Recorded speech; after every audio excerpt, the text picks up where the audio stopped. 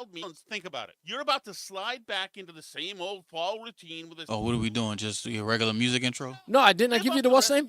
Nah, you didn't give me anything. I'm positive I did. No. Okay, hold on. I You swear didn't to drop God I anything. did. Just a few weeks from now. Do I have time? £8 summer Yeah, go ahead.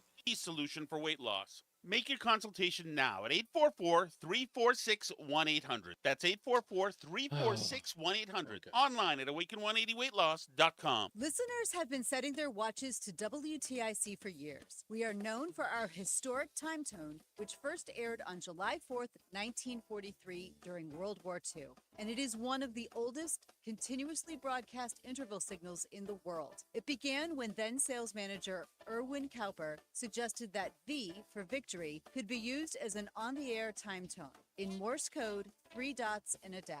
The station manager, Leonard Petrocelli, refined the idea. Noticing the rhythmic similarities to the opening of Beethoven's Fifth Symphony, he worked out the musical notation and with the engineers developed our electronic victory tone. WTIC uses a GPS master clock system that activates the custom-built time tone generator shortly before the top of the hour, timed so the final tone occurs precisely on the hour. Listen for it at the top of the next hour. Cristino Kitchens is proud to sponsor this WTIC moment in history. With over 35 years of experience in remodeling, Cristino Kitchens can transform your bathroom or kitchen with stunning beauty as well as functionality. Visit CristinoKitchens.com. All right, it's there. Welcome everyone to West High School Spring Fling. All right, I've gone through all the tracks. Just move through the beats. Do your thing. All right, everyone, let's hear it for West High's own Brooke Turner, a.k.a. DJ Hook. Scratching at my first school dance takes confidence. So getting into college, I've got what it takes. Okay, I went through the practice sessions. I slept good. I feel good. We will now begin the test. Please take out your pencils. I got this. We're all good at something. Maybe it's breakdancing or skateboarding or video games. Whatever you're good at, you had the skills to make it happen. And those same skills will help us get to college. Visit knowhowtogo.org to learn what you should be doing right now to prepare for college. And 10. Knowhowtogo.org. I've got what it takes. So do you. Brought to you by the American Council on Education, Lumina Foundation, and the Ad Council.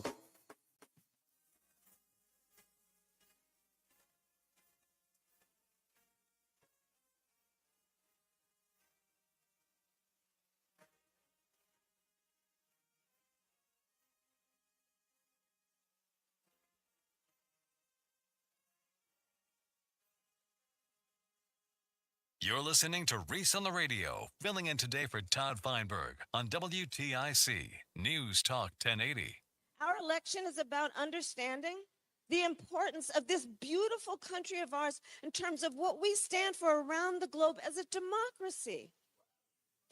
As a democracy, we know there's a duality to the nature of democracy. On the one hand, incredible strength when it is intact, what it does for its people to protect and defend their rights, their liberty, and their freedom. Incredibly strong and incredibly fragile.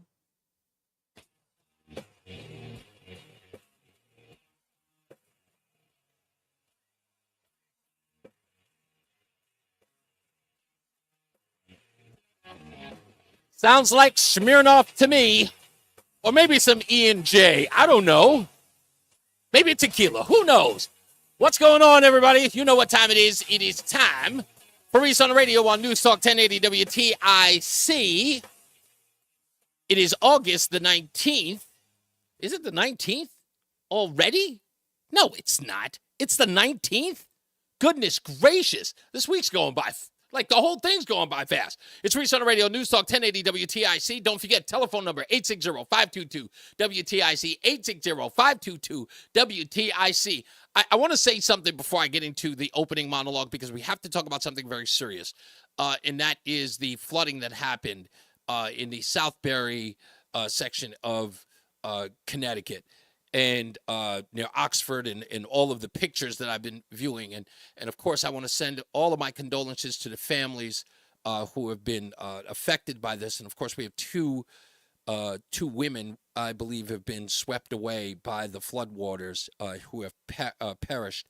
And I want to definitely acknowledge those families who are suffering from their loss. We send our condolences, and of course, we pray for you and your family and everyone else who have been affected by those storms.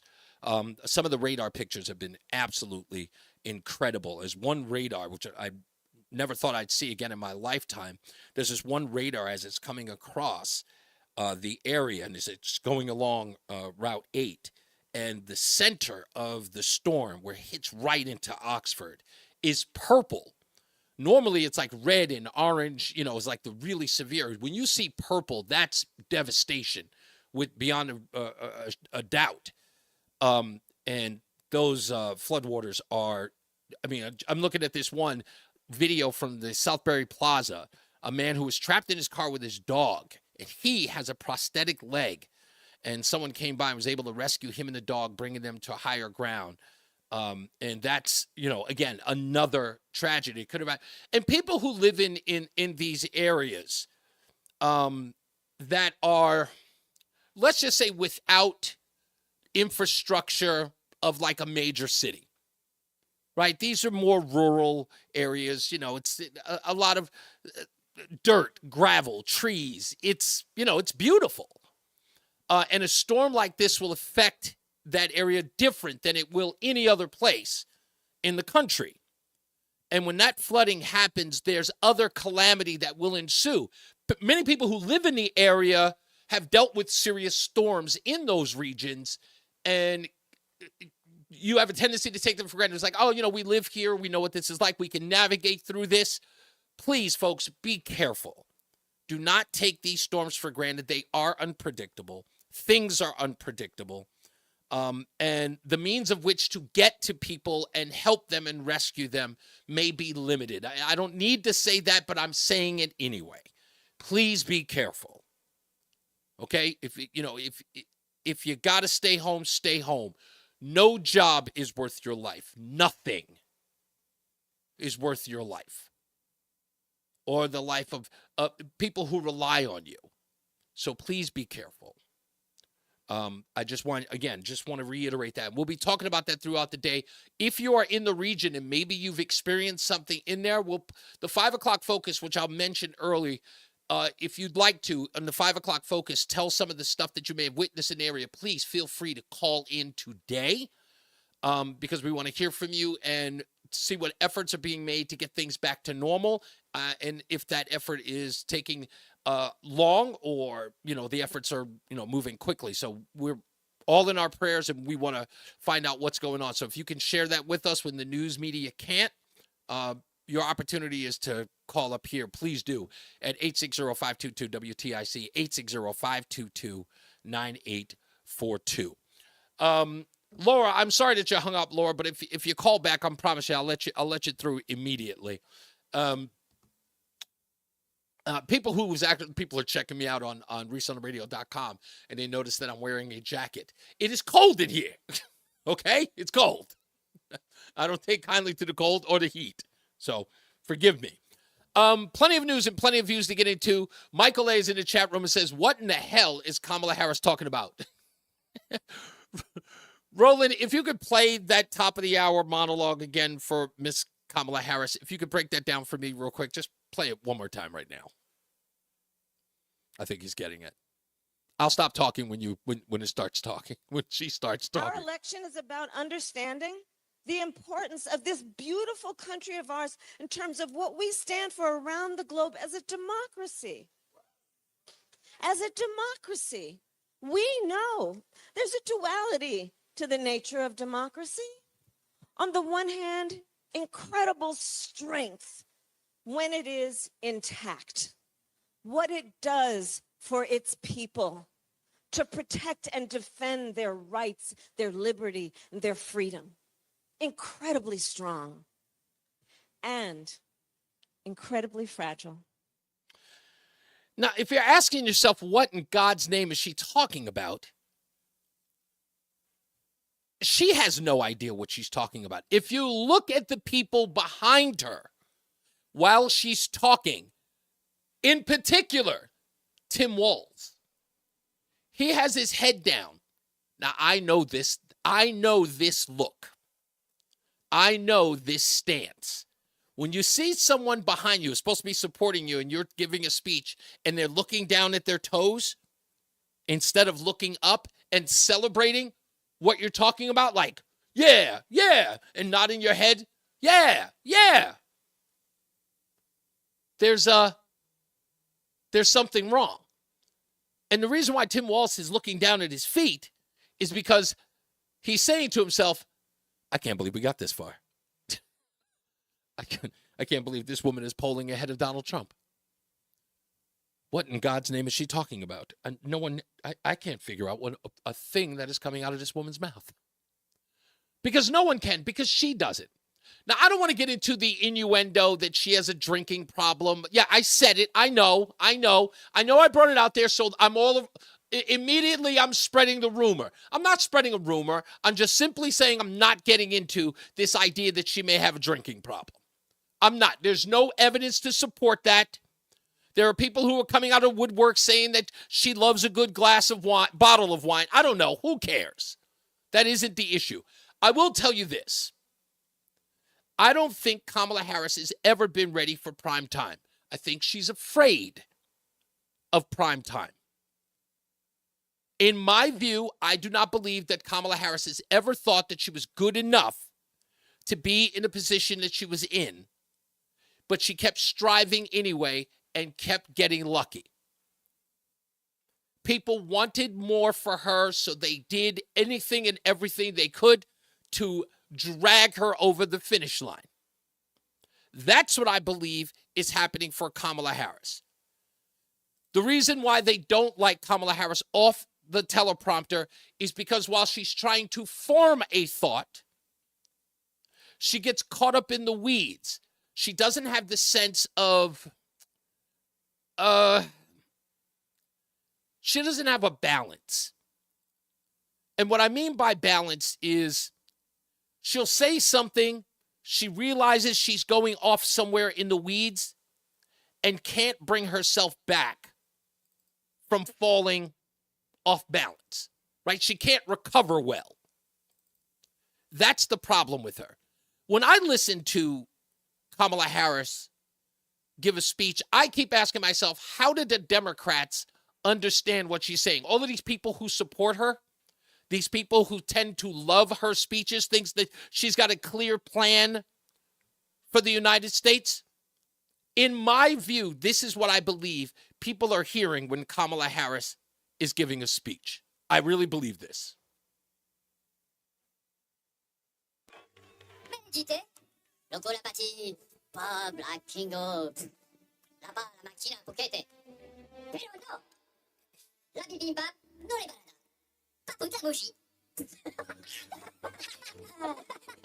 I think they hear gibberish. And they don't care that it's coming out of her mouth. I think that's from the movie Minions, by the way. But when she speaks, she just blah, blah, blah, blah, blah. Blah, blah, blah, blah, blah, blah, blah. I don't think one person can make out a thing she's talking about. They never can. Have you ever seen an interview where they'll ask them, what do you think Kamala Harris' economic plan is? Nobody has a clue. They sound just as dumbfounded as she does. They seem, when they're describing what Kamala Harris is going to do for the country, they seem as scatterbrained as everyone else. It's like the whole thing is just a bunch of nonsense. The worst part is that I don't know who's worse at this point. Kamala Harris or Joe Biden. I have to wait 4 days to compare the two because Joe Biden's going to give a speech tonight. He's going to give a farewell speech tonight.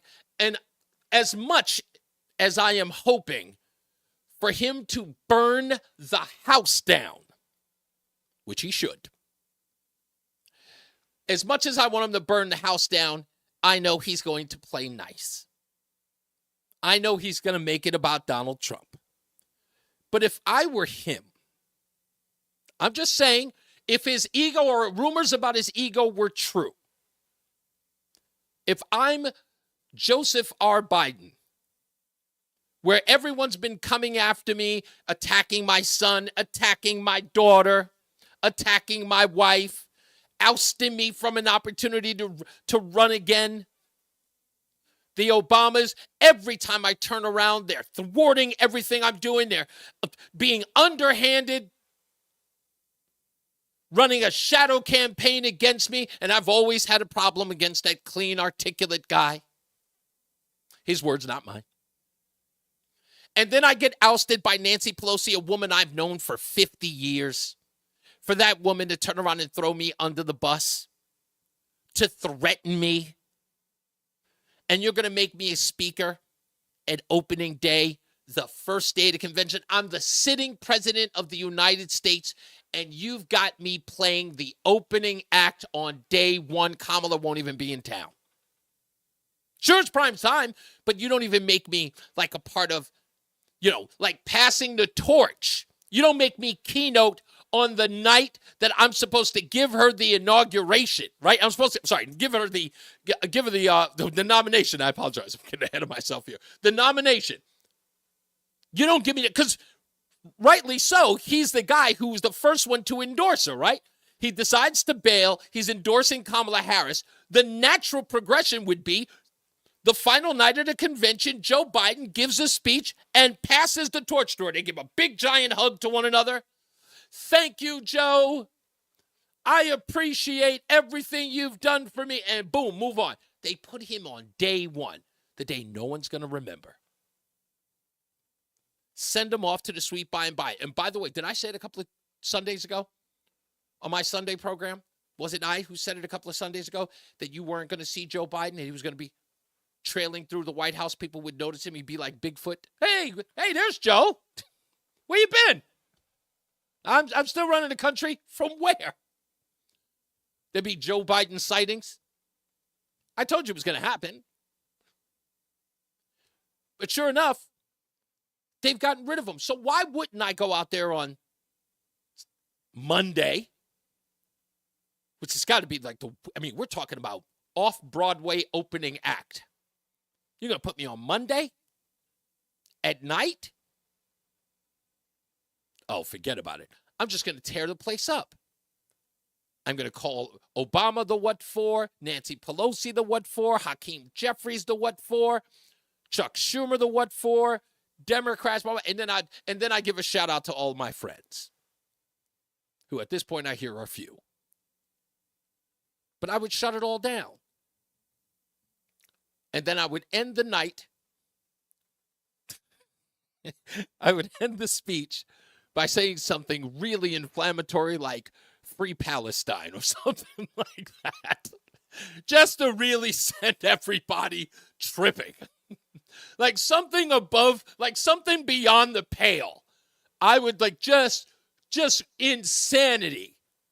Because, at this point, no one's going to impeach him, right? He's not going to suffer any criminal indictments or anything like that at this point of the game, right? I would say, I don't know, maybe give a shout out to Burisma, just anything. I would just blow it up and go out with a bang, because that's it for tonight.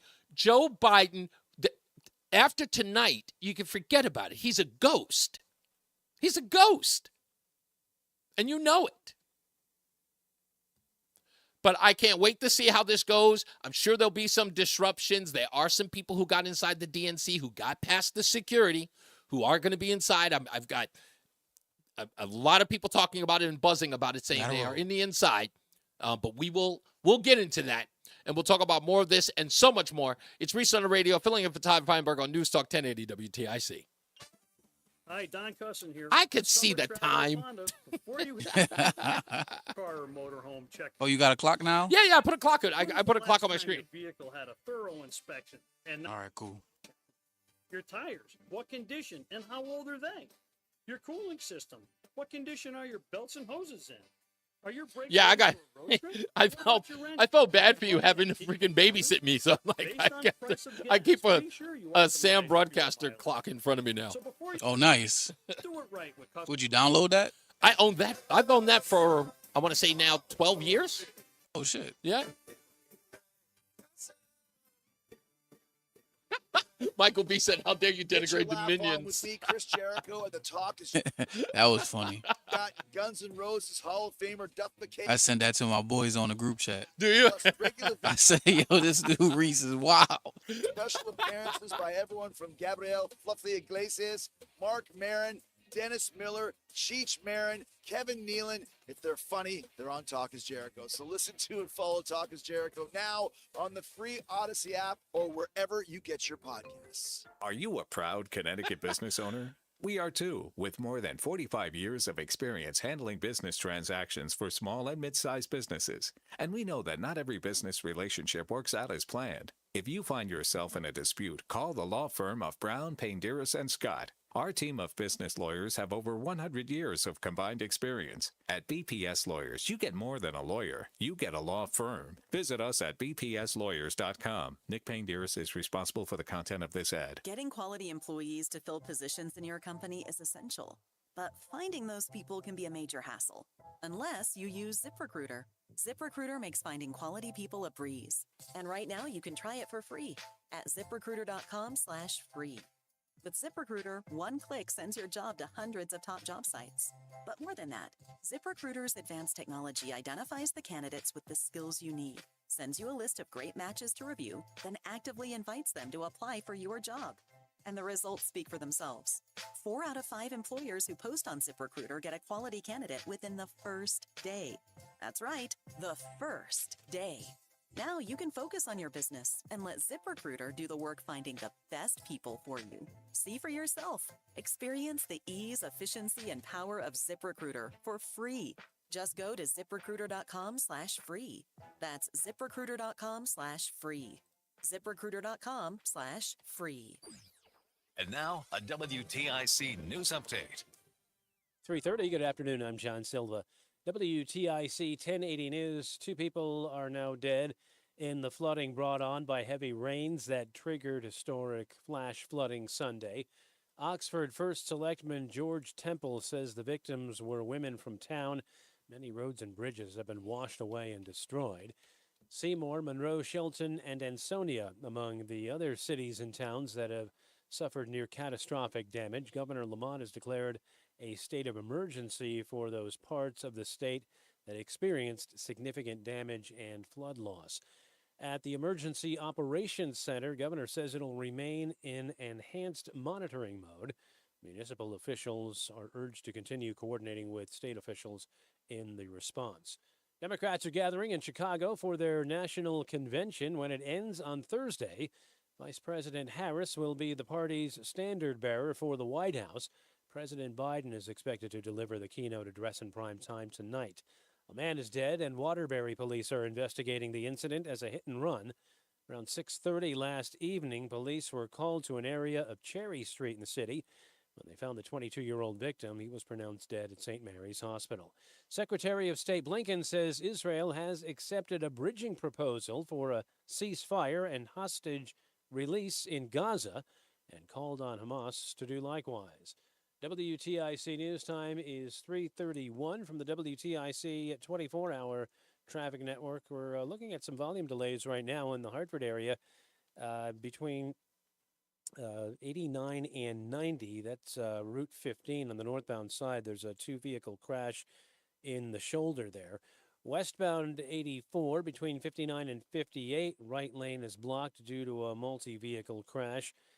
We've also got delays coming into the city on the eastbound side from exits 44 to 51, and delays 91 southbound.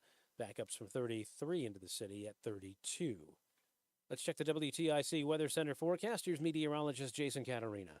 Cloudy, humid, and warmer with some showers and thunderstorms mainly later in the day, and damaging winds can accompany the heavy downpours this afternoon, the high of 83. For tonight, it'll be mostly cloudy, couple of evening showers and a heavy thunderstorm, followed by a passing shower late. Those storms this evening still capable of flash flooding and damaging winds, the low of 63 overnight. Then for Tuesday, breezy, cooler, clouds breaking for some sun. There'll be an afternoon shower in the area, the high of 74. I'm meteorologist Jason Catarina in the WTIC Weather Center. 80 degrees and cloudy right now in Hartford. Wall Street, the Dow up 161 points. For these stories and more, go to WTIC.com. I'm John Silva, WTIC 1080 News. I'm Jennifer Osborne, General Manager at Saxon Engineering. We work with the government, and so we have to have a lot of things in place. That's why Faxon is seeking NIST compliance, now a key to landing and keeping government contracts. Tab Computer Systems is helping them do that. This is like on a whole nother level, and they make it easy to do. They have been right on the forefront of making sure they have products for us to meet all the requirements for our NIST compliance. When Jennifer has questions about NIST, Tab has answers. Every time I have a question about something, I have a specific contact, and he's wonderful at getting back to me and saying, okay, here's what I found out, Jen, this is how we're going to tackle this issue. Ready for your company to become NIST compliant? Get there with Tab's expertise and training. Call 1-888-TAB-4-HELP, 1-888-TAB, the numeral 4, HELP, or at tabinc.com. Technology's advancing business. Tab Computer Systems. I'm elder law attorney Haley Allaire.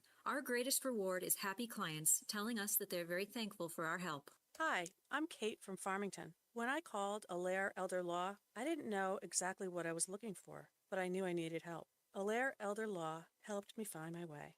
My husband had a stroke a year ago, and we worked hard to bring him home. I worried about what would happen if either of us had another medical emergency. Allaire Elder Law worked with us to develop a plan that will keep my husband safe at home while protecting our assets. What surprised me most was that I didn't just work with a lawyer. I worked with a wonderful team of people. Charlotte helped me rewrite my will to protect my husband. Amanda helped me gather materials and navigate the Medicaid application. Heather came to our home to meet us, understand our needs, and connect us with a healthcare agency. I'm grateful for the team at Allaire Elder Law. Find out more at AllaireElderLaw.com. That's ALLAIRE. Labor Day signals that fall is fast approaching. Apple picking, fall leaves, and chilly nights are on the horizon. With Legacy Box, you can cozy up and watch something special this fall. Your family's home movies. I thought Taylor Swift supported Kamala. Inclusive solution for preserving your No, family's it's memories. funny because Wrapped there on are some videotapes, film, even Swifties photos. who are for Trump After now. 10 years in business, Yeah, I just saw something that said advertiser. They she's supporting Trump. relive their wedding days, babies' that's first interesting. steps, and family road trips. Just That's a swing right there, whoever Hey, did her. everybody. Film rolls or pictures. Legacy Box digitizes it all by hand right here in the USA and then sends it back on a thumb drive or the cloud. Future-proof your recorded moments today so you can gather the family and begin the trip down memory lane. Plus, for a limited time, they're offering 55% off. Go to legacybox.com/value to get 55% off. That's legacybox.com/value. Are you struggling? Hi, this is Mike. And at the Good Feet store, we hear a lot about foot pain, but we also hear about back, knee, and hip pain. I'd like you to hear what Kelsey, a kinesiologist, has to say about the Good Feet arch support system. As an exercise specialist, I've seen all kinds of things that people try to put in their shoes to get out of pain. What I really like about the Good Feet system is that they support all 4 arches in the foot. So did you know you had 4 arches in each foot? Most shoes and inserts only support 1. And maybe that's the reason all those remedies you tried in the past just didn't work. When the foot's placed in the ideal position, everything else up the kinetic chain works better. You have better balance, more energy, you're going to feel better. Being able to move freely and out of pain means everything to me. And good movement starts with the feet. Come in today. We're located in Avon. Got it. Next Road, across from Whole Foods. Good Feet arch supports are HSA and FSA eligible. Book an appointment for your free fitting at goodfeet.com. Or just stop in. Walk-ins are welcome. This is Reese on the Radio, filling in for Todd Feinberg on WTIC News Talk 1080. What's up, everybody? You know who it is. You know who it is. It's Reese on the Radio. Frederick Douglass of the 21st century. It's WTIC News Talk 1080. And we are back, having a great time. I don't know about the rest of you. I wish I was in Chicago. I want to be there just to stand around and take video, see who's doing what, who's saying whatever. The Democratic National Convention is interesting to me, primarily because I sort of get to sit right in there and have a conversation with people, you know, who I'm clearly at opposite ends of the spectrum with. I had a conversation once with Congresswoman Carolyn Maloney, who was once my congresswoman when I lived in Manhattan. And it was during the 2008 Democratic National Convention, of course, for Barack Obama. And what I love about being at the Democratic National Convention that time was, how do I put this? People take you for granted, as they should, right? Because it's the Democratic National Convention. They only see what they see. There's no nuance, right? There's no nuance. They don't get irony. They don't understand nuance. They don't. So imagine this. Carolyn Maloney comes to speak. There's a whole gaggle of talk radio hosts sitting there. And I'm there for the Boston station, our former sister station, but I'm there for them. They sent me. From what it turns out, I got sent because no one else wanted to go. That's okay. You not wanting to go, my win. I had never done a remote like that, and I was going to be there all week because I couldn't wait. Beautiful idea. Send me.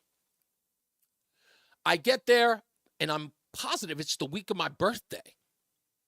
Yeah, I'm positive it's the week of my birthday. In fact, we flew out on my birthday. So I get there anyway. So Carolyn Maloney and other Congress people are there at the Democratic National Convention, and they're going place to place. So I'm sitting there, and my producer at the time, Cooksey, goes, yo, there's Carolyn Maloney. I went, oh, okay. Let's see if we can get her attention. Congresswoman, she took one look at me, and she says, oh, hello. And she comes and she sits down. She was eager, knew nothing about me, just sat down. Well, sure enough, that conversation went left. Oh, and in a bad way. We just started talking about all the policies that Barack Obama had talked about, and I was pretty much addressing him, his background, what we know and what we don't know about Barack Obama. And here's the part that blew my mind, is Carolyn Maloney was a little bit flummoxed, which I could see in her face because she didn't know what to expect. And she said this line, which I will always remember verbatim. Oh my God, you sound like a Republican. Which got a huge chuckle all the way in Boston. And to everyone who was in the room with my station, they lost it. I've never seen a bunch of people laugh so hard. And I looked at her and I said, I'm sorry, were you under the impression that I was a Democrat? And right where she was about to say, well, yeah, her handlers went, no, that's it, we're going to go. Thank you for your time. She was about to say the most racist thing ever, but you're black. I was loving every minute of that because I almost felt like I was working undercover. and she had made me, like I had been made. It was an impressive moment in that, when she just went, oh, like, I thought you were black. And I'm like, obviously. And it was really, really bad. I had a blast. No one else would talk to me for the rest of the time that I was there. We took no more guests for the whole week that I was there. I was just pretty much ostracized as the black Republican for the rest of the week that was there. So what I would do is I would just start having impromptu conversations with people off the air. I would walk up to people and have conversations with them and to sort of get where they were, because what happened with Carolyn Maloney was such a great experience. I was figuring as a black man, I'm going deep undercover. Let me go talk to these people and see what they really think. And I had the one experience, and I think I've told this story, Roland. Did I tell the Gayle King story to you, Roland? Have you heard that story before? You may have. I'm not sure. Okay, well, I'll tell it again for those of you who may not have heard it. This happened at the Democratic National Convention. This was on a Tuesday, but it had to be the second night of the convention. And I'm walking through there, and I see Gayle King, and I have to approach her. At this time, she's not on CBS, but of course, she's gaining popularity from the O magazine and other things that she's doing on Oprah. She's become very public at this point. So I walk up to Gayle King, tall woman, and I'm 6'3". She was wearing heels, so she almost feels like she was towering me. But anyway, I walk up to her, and I only go to say to her that she and I have a mutual friend. That mutual friend is none other than Ed Lover from Yo MTV Raps. Ed Lover is from my neighborhood. Lived around the corner from my grandmother. And Ed Lover and I are really, really very close. I love Ed Lover. And so I go to say that to her as sort of the bridging the sort of gap. You know, hey, you know, a good friend of mine. Let's talk. And so she says, who's your friend? I said, Ed Lover. You know, Ed Lover, Dr. Dre, Yo MTV Rap. She goes, oh. Now, Ed Lover and I used to work at the same radio station. I did mornings. He did weekends. And so I explained to her that we were both working at that station in New York. And all of a sudden, out of nowhere, Gayle King looks at me and she goes, oh, I know you. And I went, I'm sorry? She goes, the morning show that you're on. Isn't your name? And she says what my stage name was. Not for legal reasons, I won't tell you. It's an offensive name. I'm just not telling you. But she says, you're that guy on the show. And I went, do you listen to our show? And she goes, yeah, Oprah and I listen all the time. Which to me is like, I'm like, wow, Oprah knows my name, or at least my character on the show. Wow, that's big. I'm feeling I'm on cloud 9. Oprah recognizes me as an individual. And then Gayle King says the thing that blows my mind. Worse than Carolyn Maloney could have ever said. She goes, yeah, you're the guy that only dates white women. Why? I'm not kidding. Lost my head, like blew up. Just, I couldn't believe that she actually asked that. And I looked at her and I went, I'm sorry? And she goes, yeah, you're the one on the show that only dates white. Nothing else about my politics, doesn't recognize on the show that I would talk politics ad nauseum on the show. That was my role on the show. But completely pointed out the fact that they had a problem with the fact that I was a black man who dated white women. And she said, yeah, you're the one that only dates white women. Why is that? And that was a questioner. Why is that? You don't like black women? And I went, what? No, I never said that. Like, what? In my head, I'm going, why is that a problem? Here are two women who are on television talking openly about you shouldn't be shamed for who you love. So you can imagine how taken aback I was. So being in that room, and I'd only tell this story because I was having conversations with people from Kwasi Mfume, the former head of the NAACP. And we're talking about, there were just so many people from so many different walks of life. And it had to be, I'm telling you, I'm not kidding. I thought I was in a Klan rally. That's how bad it was. I don't know if I was nervous or uncomfortable, shocked, but that's why I want to go back. I'm like, if anybody wants to send me even to the last couple of days, I'll go on my own dime. It is an amazing place to be because they're comfortable in their own space. Everything they say or they think happens at a Republican National Convention happens at the DNC.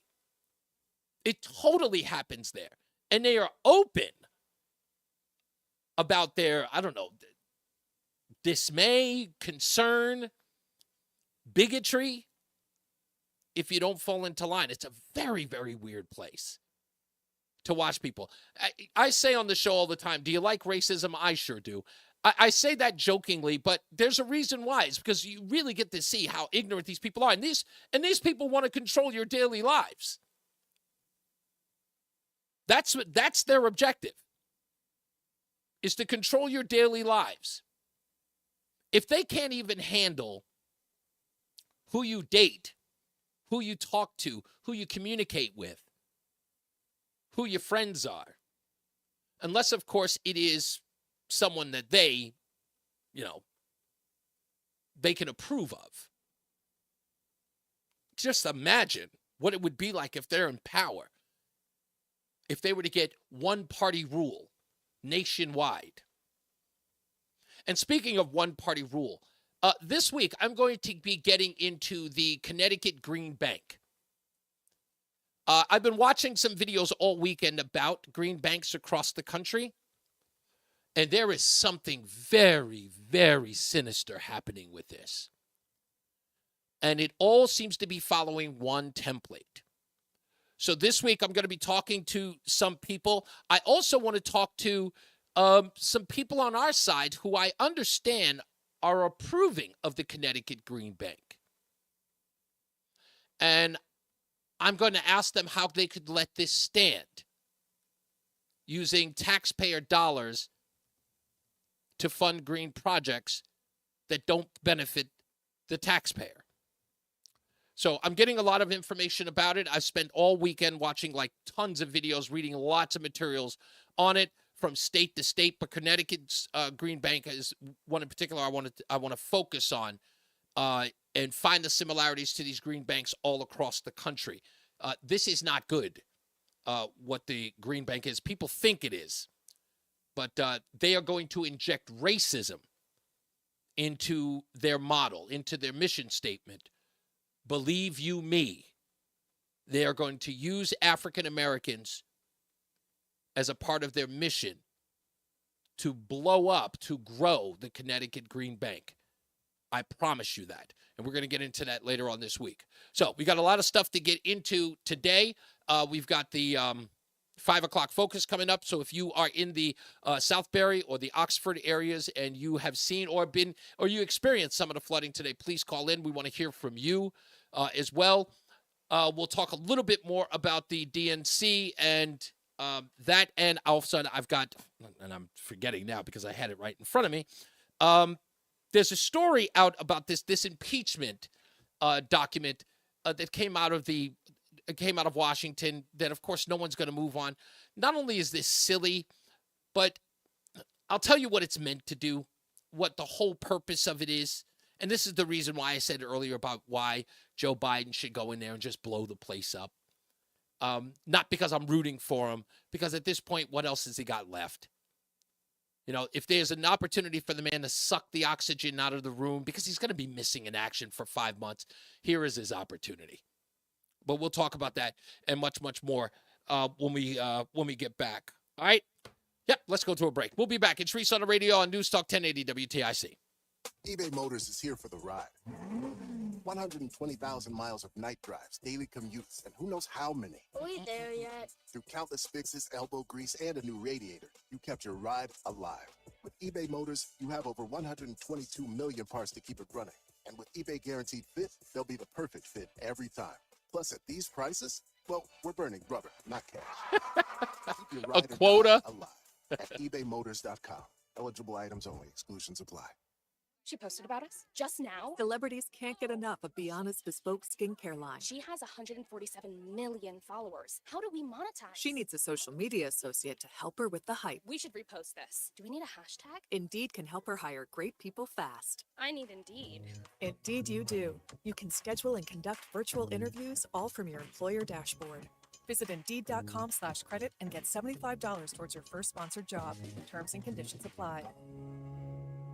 Attention! If you owe money to the IRS, this is an urgent message. The IRS is cracking down by sending out heart-stopping letters, aggressively garnishing paychecks, seizing bank accounts, and putting liens on homes and businesses. They call it enforced compliance, and you better watch out because penalties and interest on unpaid taxes compound daily, making it seem impossible to ever get out of debt. Don't let the tax debt destroy your life. You need to call Optima Tax Relief, the #1 tax resolution firm. They're experts in the Fresh Start Initiative, one of the biggest breaks that the IRS has ever offered. If you qualify, you could save thousands. Optima's resolved over $1 billion of tax debt for their clients. A+ rated with the Better Business Bureau, they'll fight to get you the best deal possible. Call Optima now for a free consultation. Call 800-354-2840. 800-354-2840. 800-354-2840.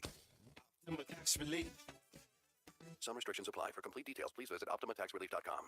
Philo's got a minute for you to explore with just one subscription. Sign up today and start watching all the networks you love, like A&E, MTV, Discovery, Lifetime, Hallmark Channel, and so much more. Featuring current seasons of all the best drama, true crime, reality, and family-friendly shows you can't afford to miss. And with up to 3 streams at once, you'll never have to fight about what to watch. Get started today and unlock our library of over 75,000 movies and shows, and save all your favorites with the unlimited DVR are, so you can rewatch them anytime, anywhere for up to a year. Philo now includes access to AMC Plus. You can discover your next obsession from its collection of hit originals like Mad Men, The Walking Dead, Killing Eve, Orphan Black, and tons of blockbuster movies. There are no contracts, no commitments. And Tim.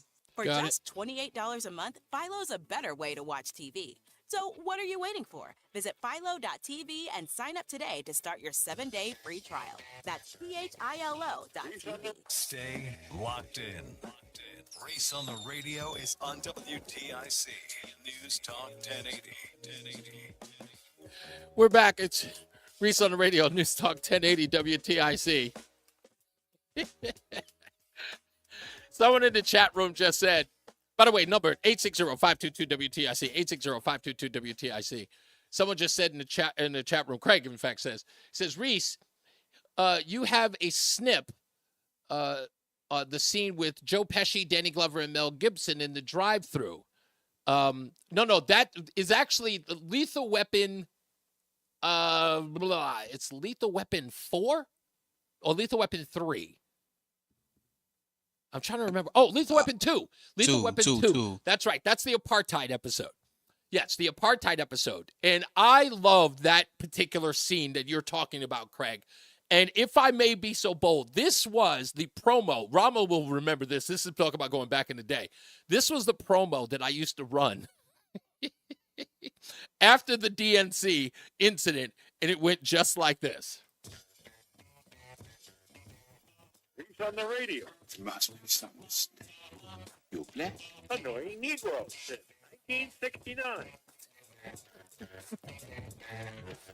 That's what it's. There must be some mistake. You're black. That's my favorite. That was my favorite line that I would play all the time. And because I got that all the time. We had these focus groups afterwards, and they were just like, we're going to have to do something about letting people know that you're a black conservative. And I was just like, no, why? Why? We don't have to do that. We don't have to do that at all. Just leave it as it is. Let them be surprised. That's the fun part. Let's get to the phones. 860-522-WTIC. Ralph is in South Carolina. Hey, Ralph. Reese, good afternoon. A couple things I brought before I got to bring up today. Remember Kamala Harris called 18 to 24-year-olds stupid? That's right. Okay, let me ask you a question. How stupid are they? They're getting their loans paid off. Mm-hmm. And now they're going to get $25,000 for a down payment on a house. You know the stupid people? Yep. The ones who paid off their loans and the ones who worked hard and saved enough money for a down payment. Those are the stupid people. You know, the part that actually I found astonishing about that, and I was somewhat pleased that many people called it out immediately after she said it. And that was, what was it? The people who said, now the price of a house just went up $25,000. Right. Because if you think about it, what is the real estate market saying? Hey, we're about to get $25,000 per house from the federal government. And then on the back end, this is what the community reinvestment plan ended up doing. Well, I guess the Bill Clinton version of the community reinvestment plan. You remember that, Ralph? Do you remember that? Oh, yeah. Okay, the community reinvestment plan from the Carter years was on steroids under the Clinton administration, which, by the way, made that so nefarious. When does Clinton apply it? In 1999, a year before he's about to be out of office. So that when the housing market crashed, who gets the blame? None other than George W. Bush.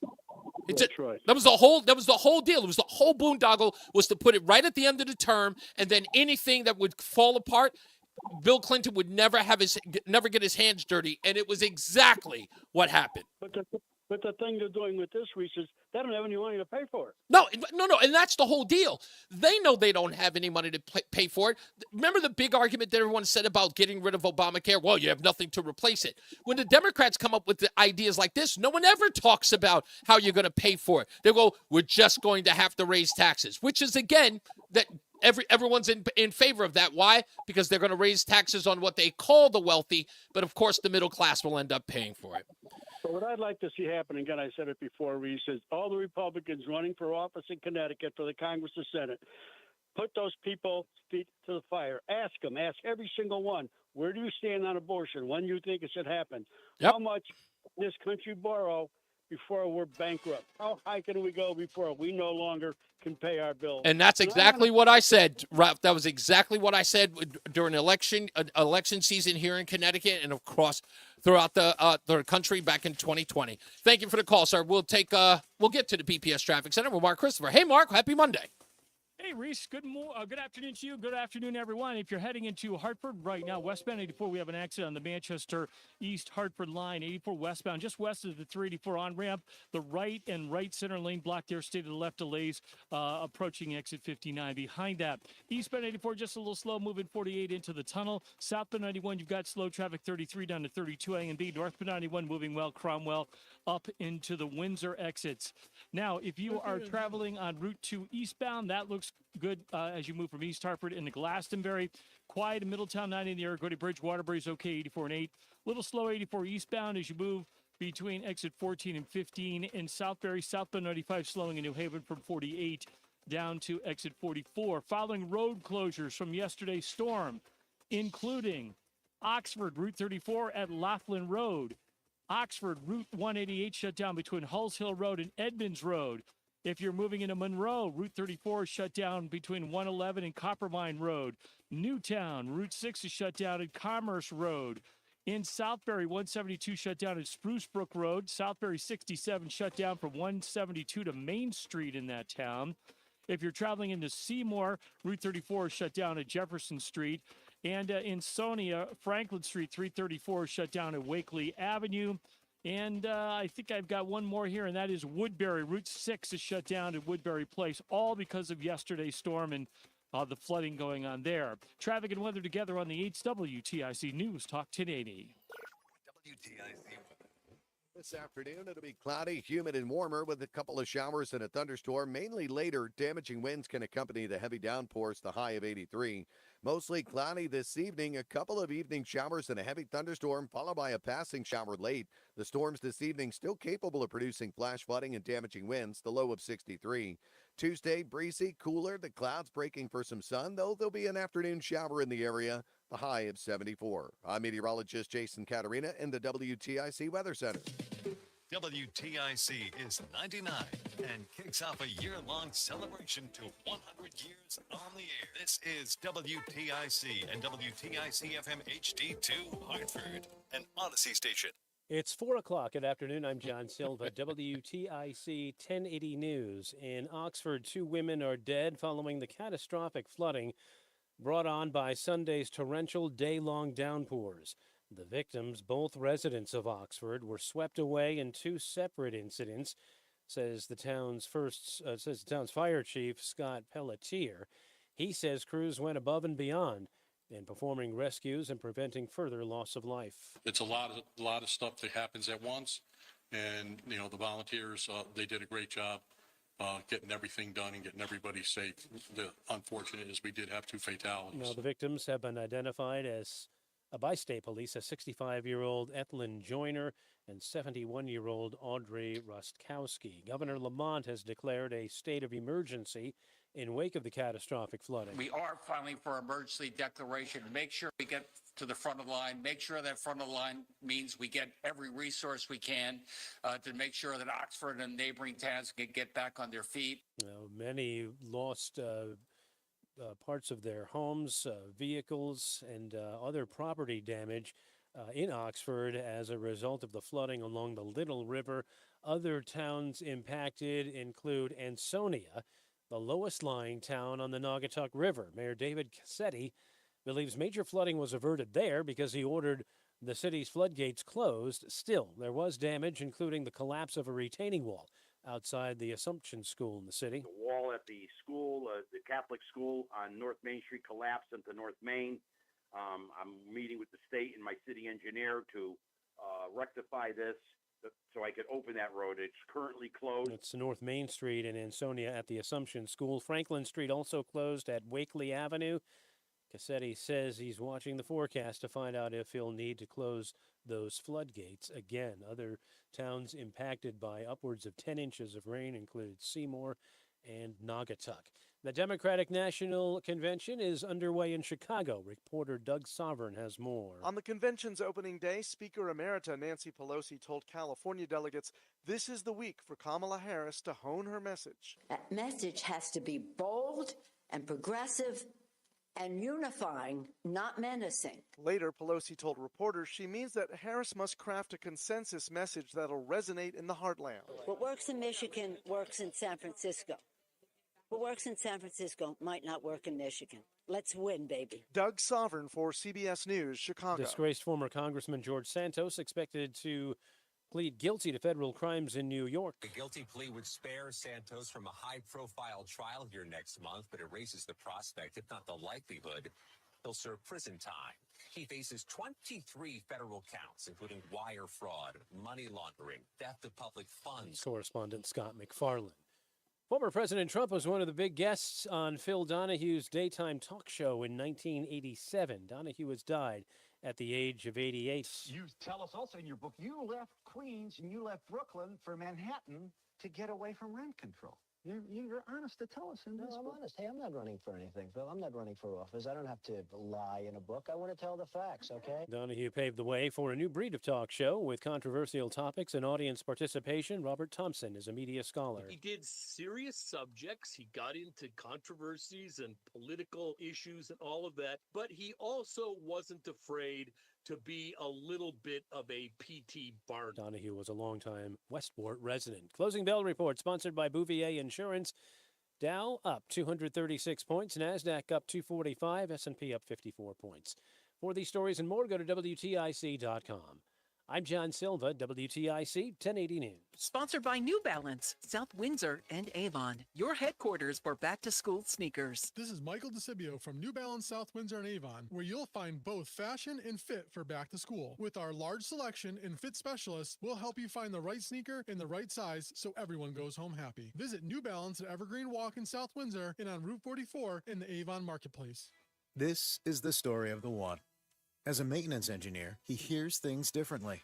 To the untrained ear, everything on his shop floor might sound fine, but he can hear gears grinding or a belt slipping.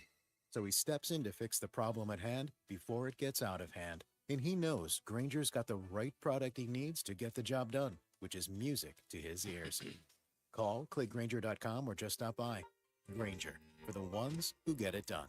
Did you know that 9 out of 30 seconds. recommend AAA? Coming right in. 9 out of 10 people don't even like baseball. And that's America's pastime. It has an entire Hall of Fame that people visit just because they love baseball that much. Does that mean we should have a Hall of Fame? You can't frame legendary service. Legendary service and superior coverage from AAA Insurance. Something 9 out of 10 of our customers would recommend. Find out why at AAA.com/insurance and get a quote today. Based on a 2023 customer survey, insurance provided by CSAA Insurance Exchange. This is Reese on the Radio, filling in for Todd Feinberg on WTIC News Talk 1080. Tell you something interesting. At the top of the hour, they were celebrating the life of Phil Donahue. I was lucky enough to get an opportunity to interview Phil Donahue. He was on my midday show back in Boston, and he requested to do my show. Oddly enough, he asked, "Hey, I'd love to do that guy Reese's show," and he had directed a documentary called Body of War with a woman by the name of Ellen Spiro. And he came to the show, and he and I hashed it out for a good hour or so, hour and a half, and it was a good interview. I had a great time interviewing with Phil Donahue. We were, and I mean arguing the entire interview. He and I were on both sides, on opposite sides of the Iraq War. But he was a great interview just because I'd never interviewed anybody that famous in my life. Phil Donahue was one of the biggest interviews I had done solo. I've done interviews with famous people when I was in New York, but this was my first real interview with a bona fide icon. And I got to talk to him about the Iraq War, and we argued about it. And I think what really made that interview for me was great. I got to sort of pat myself on the back. And again, I'm a young radio host. He tried to make a strong argument for Senator Robert Byrd, to which I annihilated him about. because I guess his claim to fame was, or suggesting that Robert Byrd was one of the dissenting votes of the 23 people who voted against the Iraq War. And Robert Byrd is throughout this movie, Body of War. And he was singing his praises, and I was pretty much, going, oh, so the Klansman is the hero of this, of this video. Phil Donahue kindly, after the interview, asked me to come down to the movie theater that was premiering and actually introduce the film to the audience at the premiere. I'll never forget that. Let's get to the BPS Traffic Center with Mark Christopher. Hey, Mark. Hey, Reese, thank you very much. Good afternoon to you, and good afternoon to everyone. And this traffic report is being brought to you by New Balance. And if you're making your way into downtown Hartford right now, overall, we're in pretty good shape, although we do have an issue on the Manchester East Hartford line. We have an accident, 84 westbound between 59 and 58. Looks like the right center lane and the center lane now blocked. So you got 3 lanes blocked there. You want to stay to the left there, and delays pushing back to exit 59 behind that. After that, easy ride into Hartford, out into Farmington, 84 eastbound. Got slow traffic now from just about a half mile before 46 up to 48 Capitol Avenue. Southbound 91 slowing 33 down to 32 A and B. Northbound 91's a little tight between exit 36 and 37. And Windsor 291, 384 moving well east of the river. 2 eastbound's okay. Glastonbury to Marlboro. Quiet Middletown. If you're traveling into Waterbury, that's okay. 84 and 8. 95 southbound delays 48 down to 44 in New Haven. Now, the following are road closures from yesterday's flood, including Route 6 shut down in Bethel between I-84 and Old Hollyville Road. We've got Southbury 172 shut down at Spruce Brook Road. Southbury 67 shut down at 172 to Main Street. Woodbury Route 6 is shut down at Woodbury Place. Oxford Route 34 shut down at Laughlin Road. Oxford 188 shut down between Hulls Hill Road and Edmonds Road. Monroe Route 34 shut down between 111 and Coppermine Road. Newtown Route 6 is shut down at Commerce Road. Seymour Route 34 shut down at Jefferson Street. And Sonia Franklin Street 334 shut down at Wakely Avenue, all because of yesterday's storm and the flooding. Traffic and weather together on the 8th WTIC News Talk 1080. Brought to you by Express Employment Professionals. If your supply chain demands a flexible workforce, hire with Express Employment Professionals. With contract and full-time workers from Express Employment, you get the staff you need and manage contingent labor costs. Learn more at expresspros.com. That's expresspros.com. WTIC weather. All right, for the rest of the afternoon and the evening here, watch out. Again, still a couple of showers and heavy thunderstorms out there right now. There is a very heavy thunderstorm in North Hartford, the heaviest of the rain now between the city of Hartford and Bloomfield and up toward Windsor, and also just north of Farmington. There's some pretty heavy rain right now as well. So do watch out for that. Could lead to some flooding issues for us. Some of those storms could contain flash downpours that will create flash flooding as well as damaging winds. Tonight, mostly cloudy, still a couple of showers and a heavy thunderstorm this evening, a passing shower late. Those storms during the evening still capable of flash flooding and damaging winds, the low of 63 overnight. For Tuesday, breezy, cooler, the clouds breaking for some sun, maybe an afternoon shower in the area, the high of 74. Wednesday, quite cool for August, a mix of clouds and sun, again a passing shower, the high 72. Thursday, though, started to warm back up, partly sunny and nice, the high up to 77 on Thursday. Right now, it's 84 in Meriden, it is 78 in Bridgeport, and 82 in Hartford. I'm meteorologist Jason Caterina in the WTIC Weather Center. At the Carter Mario Law Firm, we've recovered over $1 billion for injured people. When you need someone to fight for you, you need to get Carter in your corner. Visit getcarter.com or call us at 877-GET-CARTER. Don't let a cold, sinus infection, or allergies ruin your day. Breathe easier, sleep better, and feel healthier with Navage. Visit Navage.com, Walmart, Walgreens, CVS, or a store near you. The 20 pounds summer slim down with Awaken 180 weight loss. Drop 20 pounds before summer ends and cruise into fall with a new routine of better health. Do what I did and find your results with the solution for weight loss at awaken180weightloss.com. From inflation to worker shortages, America's small businesses are met with challenge after challenge. Now, a massive tax increase on small businesses is right around the corner. This will impact 9 out of 10 small businesses and lead to job losses, reduced wages, and an economic slowdown. Visit smallbusinessdeduction.com and tell Congress to stop the small business tax hike.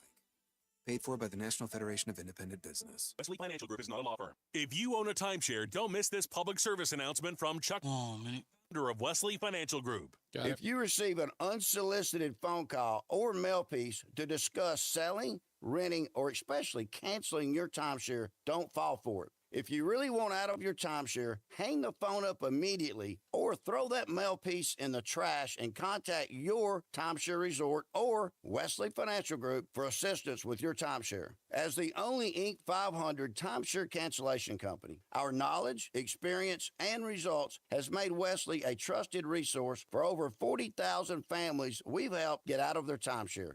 Give us a call, and I'll send you our timeshare exit information kit free with the straight facts about your timeshare and all of your options for cancellation. Call for your free info kit, 800-329-2121, 800-329-2121, 800-329-2121. It's Reese on the radio.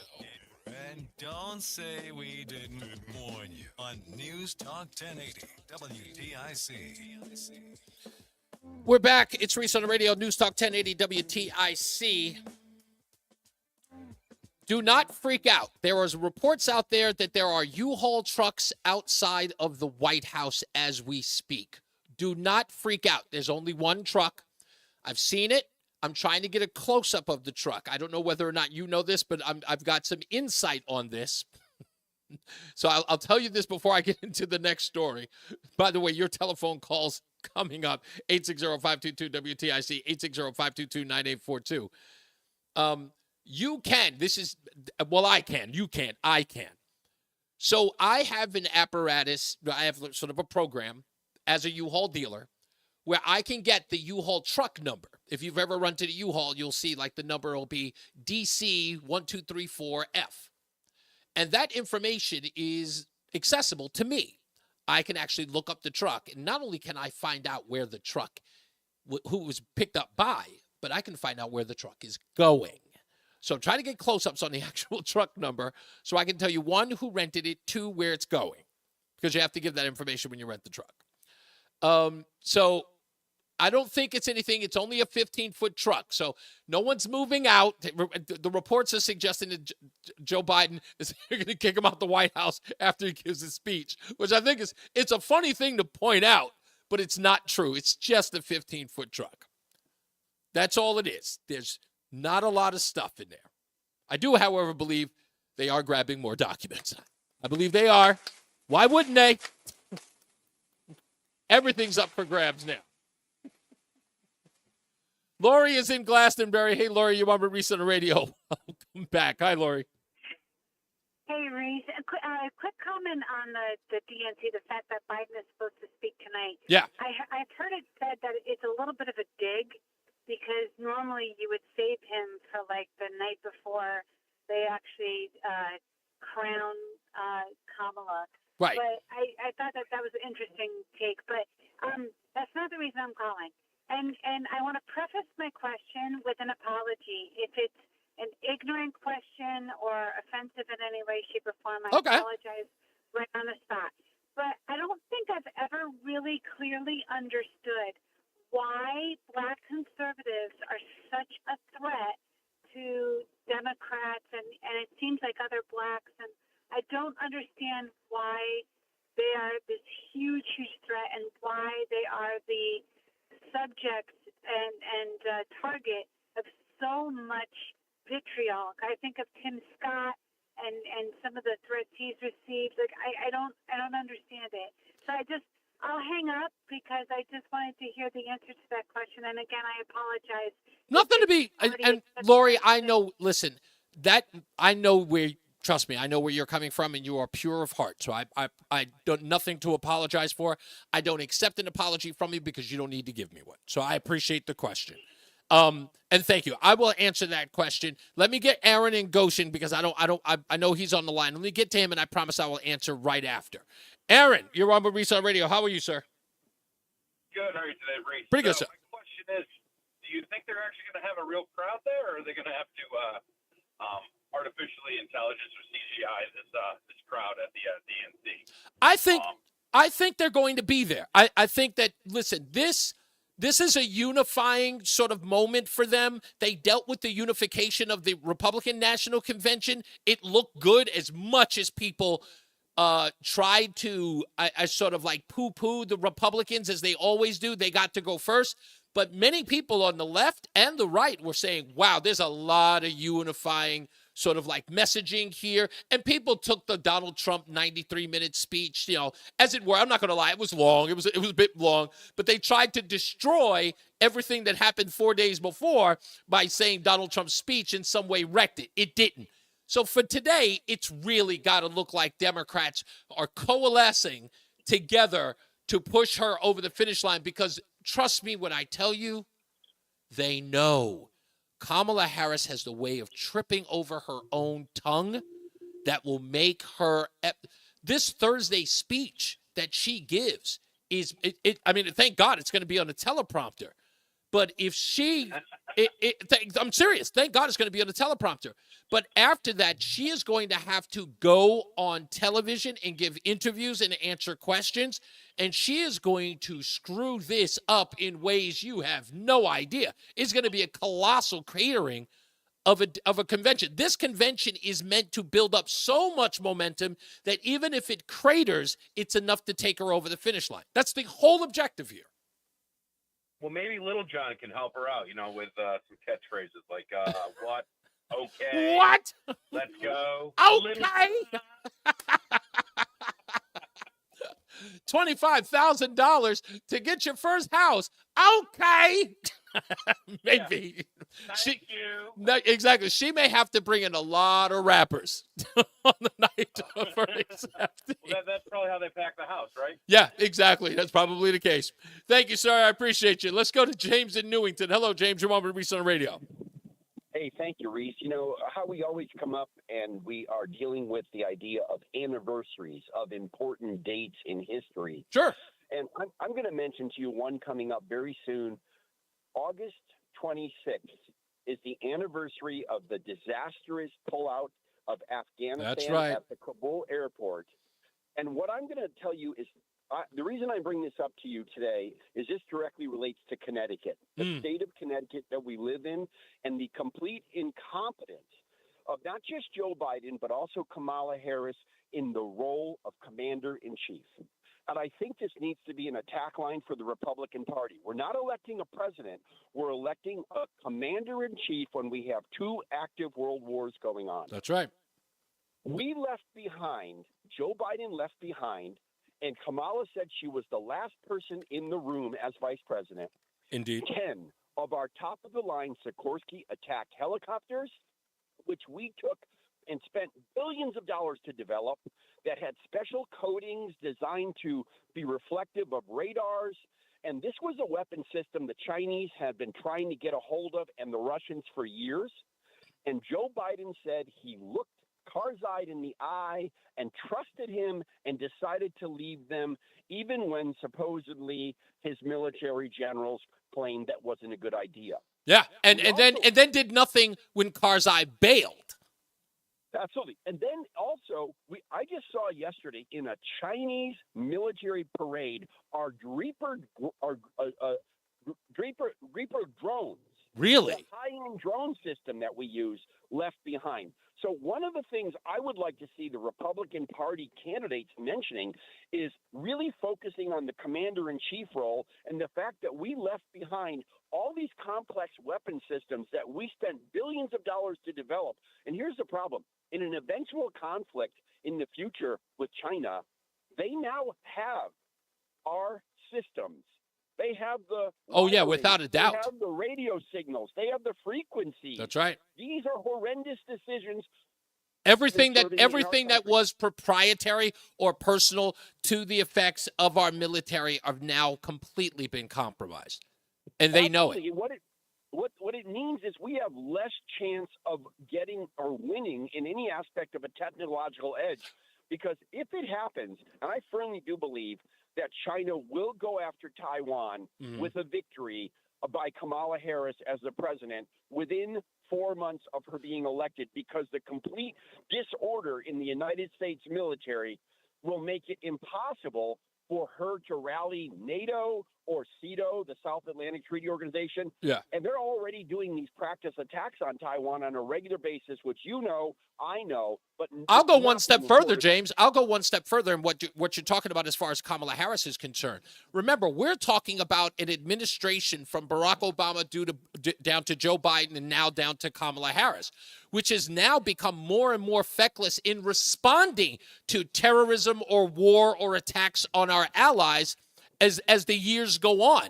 You know, I'll never forget the day when Obama had an ISIS convoy in his sights, and instead of just taking it out, he sent fighter jets over there to throw out flyers to alert ISIS that they were about to be attacked.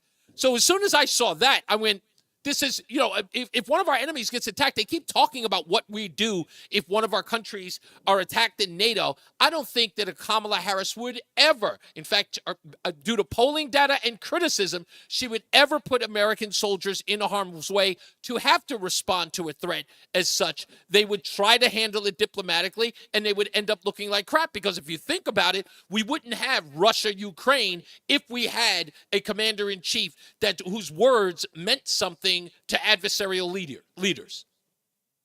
Absolutely. And I'll just close with this. Right now, you know, I know, Ukraine's attack into Russia, which honestly, I respect them as a military. They are tough as nails people. Sure. And I wish our military was less woke and more power and strong again. But the reality of it is they are now seizing 600 miles of territory in Russia. And that is going to put so much political pressure on Vladimir Putin to not look weak. The thing that people don't understand is in Russian history, you don't get to lose a war and then peacefully get removed from office. That's right. If you get removed from office, you die. That's right. So this guy has nothing To lose. hold himself back from using tactical nukes I told it, or and anything else. James, one of the things that I said, I remember very early on in this war, there was everyone under the sun, from the Washington Post, from the Atlantic, and they were making these proclamations about how Putin was Hitler. There were these pictures, very much like they do to Donald Trump. There were these adaptations of Putin's picture making him look like Hitler. And I said this then, I'll say it now. Putin doesn't give one rat's patootie about whether or not you call him Hitler. If you threaten the sovereignty of Russia in any way, he will wipe you out, and the quote unquote bylines be damned. He doesn't care. He's got a job to fulfill for the people of Russia, and his view is, what does he care? His interview with Tucker Carlson was so indicative of who he is, where he knows, in his view, he knows what he's up against when it comes to the West propaganda of the media. He's like, look, I'm a loser no matter what. So when you have a guy who's got nothing to lose, he's a dangerous man. Absolutely. And I mean, we could easily see tactical nuclear weapons, especially in artillery shells, being shot into Ukraine. And then what do we do when we have these red lines that are used? Every time a red line is, quote, crossed, all the Biden administration does is back up. Yeah. But what are our options Exactly. here? Well, it was a red line, but it was kind of pink after time. All right. Thank you, Reese. You got it, James. Thank you for the call. When we come back, I will address Lori's question about why African Americans are targeted if you're conservative. Why you're targeted. It's simple. I've dealt with it for years with every name in the book, and it's nothing more than bullying. In fact, I can address it now. The objective is bullying. Stockholm Syndrome is real. It is real. And when you step out of the hive mind, when you have the audacity to step out of the hive mind where you do not follow the orthodoxy, the objective is to destroy that person who left. The objective is to ridicule, malign. You just have to get rid of that person, to the point that if you don't have a good will, you'll cry and you'll run back and please make me a part of your group. Please make me a part of you. To test your mettle, right, and who you really are, you have to stand on your own too and reject anyone who wants to preach nonsense. If you want to stand up for truth, sometimes truth brings enemies. And as I say often, I await the hate. I'm not afraid of it. I love the hate because I know it's coming because you can't please everyone. So, yeah, we're maligned because we refuse to play the game. And I don't need, to be honest with you, I don't need their accolades. Doesn't matter to me. Let's get to the BPS Traffic Center with Mark Christopher. Hey, Mark, if I could ask real quick, I haven't heard a lot of reports about power outages. Have there been any reports of severe power outages due to the flooding and the road closures? I don't know that for a fact. I can look it up for you. Okay, yeah, I was just wondering because I was going to report on that because I was looking up some stories. There does appear to be some, but they're not very clear. Yeah, I mean, well, I can tell you there's a lot of secondary roads shut down in the western part of the state, which I'm going to get to momentarily. But flooding, I could check that, and we'll see what we come up with. But right now, this traffic report is being brought to you by Floor and Decor. And if you're on the westbound side of 84, a little tight getting over the 384 on-ramp.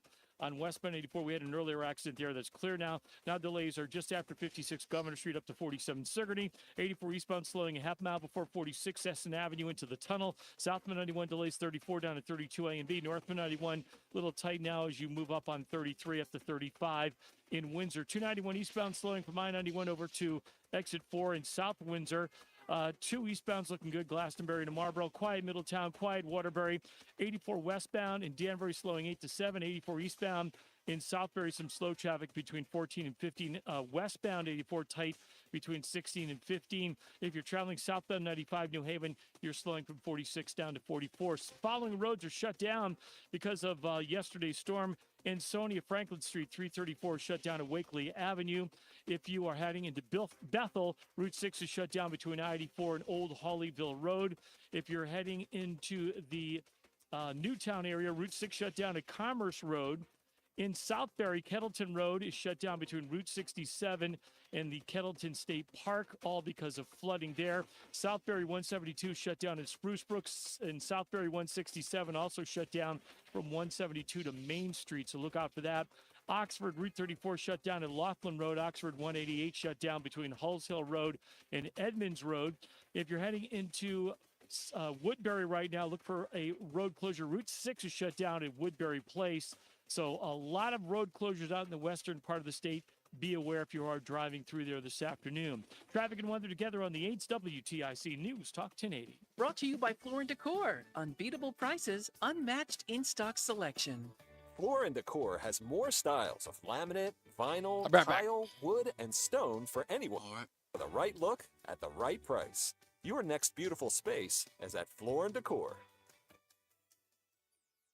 And now, a WTIC news update.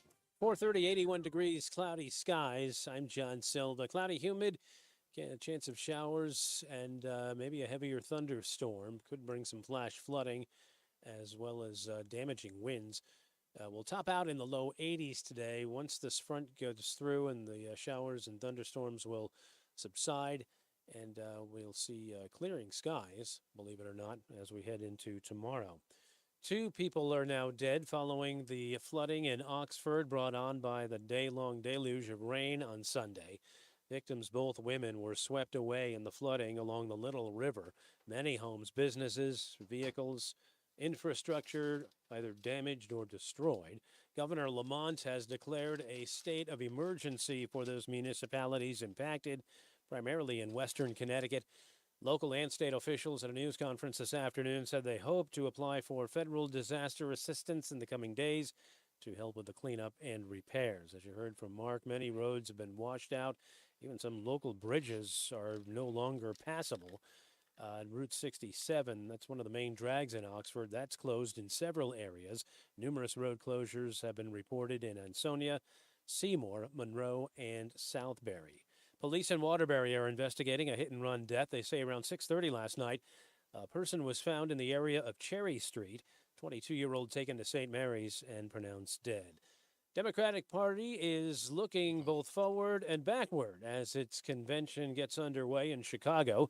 The party has been transformed by the money, momentum, and relief. Followed Vice President Kamala Harris's rise to the top of the ticket. And disgraced former New York Congressman George Santos has pleaded guilty to wire fraud and aggravated identity theft in his federal fraud case on Long Island. He could get up to 6 years in prison when sentenced. Markets finished in positive territory on Wall Street today. The Dow was up 236, the Nasdaq up 245, and the S&P gained 54 points. Red Sox baseball on TIC tonight. Sox begin a 3-game set in Houston against the Astros. 7:10 is the pregame here. Yanks are idle, and the Mets open a series at Citi Field against the Baltimore Orioles. For these stories and more, go to WTIC.com. I'm John Silva, WTIC 1080 News.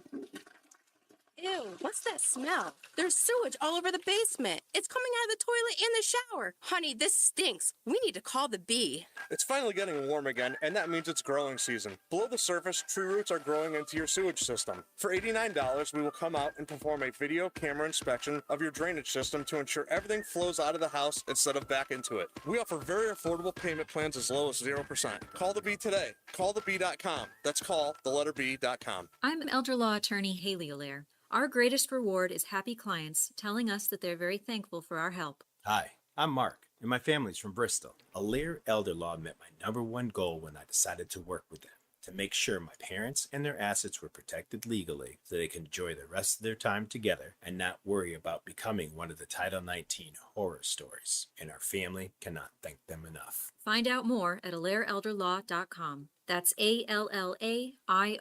When you haven't found love, like everyone else has, it's in every movie, every song, and all the PDA. Looking for love sucks. Thankfully, California Psychics can give you the guidance you need to find the one. We guarantee if your reading isn't life-changing, it's free. And new customers receive 20 minutes for just $20. Visit CaliforniaPsychics.com and experience the joy of certainty. California Psychics. Retirement can be scary, but only if you're not prepared. That's why AARP created thisispretirement.org. Because unless you've already retired, you're in pretirement, and you still have time to plan. Learn about retirement savings options, potential tax breaks, and how you can build savings over time. Visit thisispretirement.org for free resources to help you customize your action plan and feel the retirement fear disappear.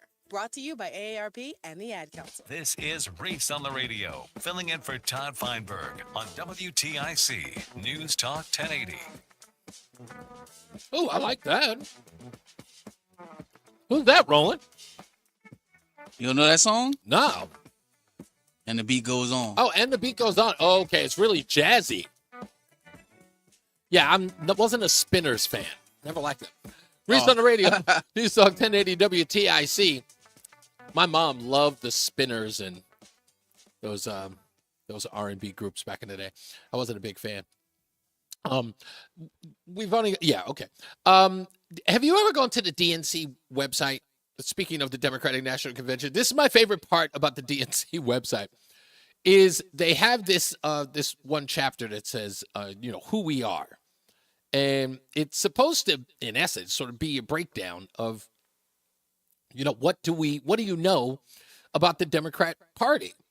And you read this platform, and it's crazy because the DNC talks about its beginnings in the 1870s and then skips to John F. Kennedy. I'm not kidding. Go look it up. And I was looking today, I'm looking at their party platform. This is an interesting PDF as I went through it. So I was looking for certain things like, how many times do they mention Obama? Do they mention anything about Kamala Harris? By the way, none. They do mention Biden for that matter, but they talk a lot. This platform, again, this is their this is a 2020 Democratic Party platform. They talk about a slew of things in here. But the part that I found amazing in the 2020 Democratic platform as I was reading it was, by the way, they're redoing the 2024 one. Did you hear about that? Because apparently it's got Biden still in it. It's Biden's reelection campaign. They need to get rid of it. But I'm reading the 2020 Democratic Party platform, and the word equity in 2020 appears 12 times. Equity. Diversity, not so many times. But I found that odd, that there's a lot of that stuff in there. You're going to read a whole bunch of stuff in it. But once you read about the Democrat Party, here it is right here, our party. Since 1848, the Democratic National Committee has been the home of the Democrat Party, the oldest continuing party in the United States. That's their history on their page. The next paragraph. Today, we are millions of supporters strong, standing by our values, fighting for progress, and helping elect Democrats in every state, city, and zip code, from local office to the Oval Office. Nothing about their history, nothing about the things that they've championed. Really, not even the Civil Rights Act in 1964. You can't even lie about that one. The Voters' Rights Act, you can't even lie about that one. Come on, man. Let's get to the BPS Traffic Center with Mark Christopher. Hey, Mark. Reese, thank you very much. Good afternoon to you, and good afternoon, everyone. And if you are heading into downtown Hartford right now, things are moving pretty well out there. If you are traveling east and westbound 84, westbound 84, you're going to see delays approaching the Bulky Bridge into the tunnel. 84 eastbound tied up about a half mile before 46 Avenue up to 48 Capitol Avenue. Southbound 91 delays 33 down to 32 A and B. Northbound 91 moving well, Cromwell up into Windsor Locks. 291 eastbound slowing from I-91 over to exit 4 in South Windsor. If you're traveling 2 eastbound, you're okay Glastonbury to Marlboro. Middletown looks good 90 in the Aragoni Bridge. 84 east and west, Route 8 north and southbound, okay in and out of Waterbury. 84 eastbound in Newtown slowing by 11. Again, you'll see some slow traffic as you move from between exit 14 and 15 in Southbury. Westbound 84, some tight traffic 16 to 15 in Southbury. 95 southbound slowing 48 down to 44 in New Haven following our road closures due to yesterday's heavy rain. In Sonia Franklin Street, 334 shut down at Wakely Avenue. If you are traveling into Bethel, Route 6 is shut down between I-84 and Old Hawleyville Road. In Monroe, Route 34 shut down between 111 and Coppermine Road. Newtown, Route 6 shut down at Commerce Road. If you are traveling into if you're traveling into Seymour, Route 34 is shut down at Jefferson Street. Southbury, Kettleton Road is shut down between Route 67 and the Kettleton State Park. If you're traveling into the area of Oxford, Route 34 is shut down at Laughlin Road. Also in Oxford, 188 is shut down between Hulls Hill Road and Edmonds Road. And traveling right now into the Southbury area, Woodbury, Route 6 is shut down at Woodbury Place. Once again, all flooding from yesterday's storm. Traffic and weather together on the 8th WTIC News Talk 1080. WTIC. All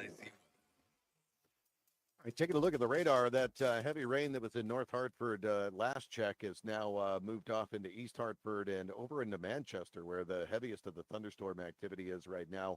There's basically an arc of heavy rain that goes from Manchester to East Hartford, north of Hartford, and then a line down to Plymouth, over to Watertown, and another heavier thunderstorm between Middlebury and Southbury right now. So do be cautious out there on the roads. We'll continue to deal with that possibility for some heavy rain as we go through the rest of the afternoon and into the evening hours. Some of those could still produce damaging winds and flash flooding as we head through the rest of the evening here. Overnight, the low down to 63, breezy, cooler with the clouds breaking for some sun on Tuesday. An afternoon shower in the area, the high of 74. Quite cool for late August on Wednesday with a mix of clouds and sun, a passing shower, the high of 72. Then it starts to warm up Thursday, partly sunny, the high up to 80 or 77, and Friday partly sunny, a high of 80 to round out the week.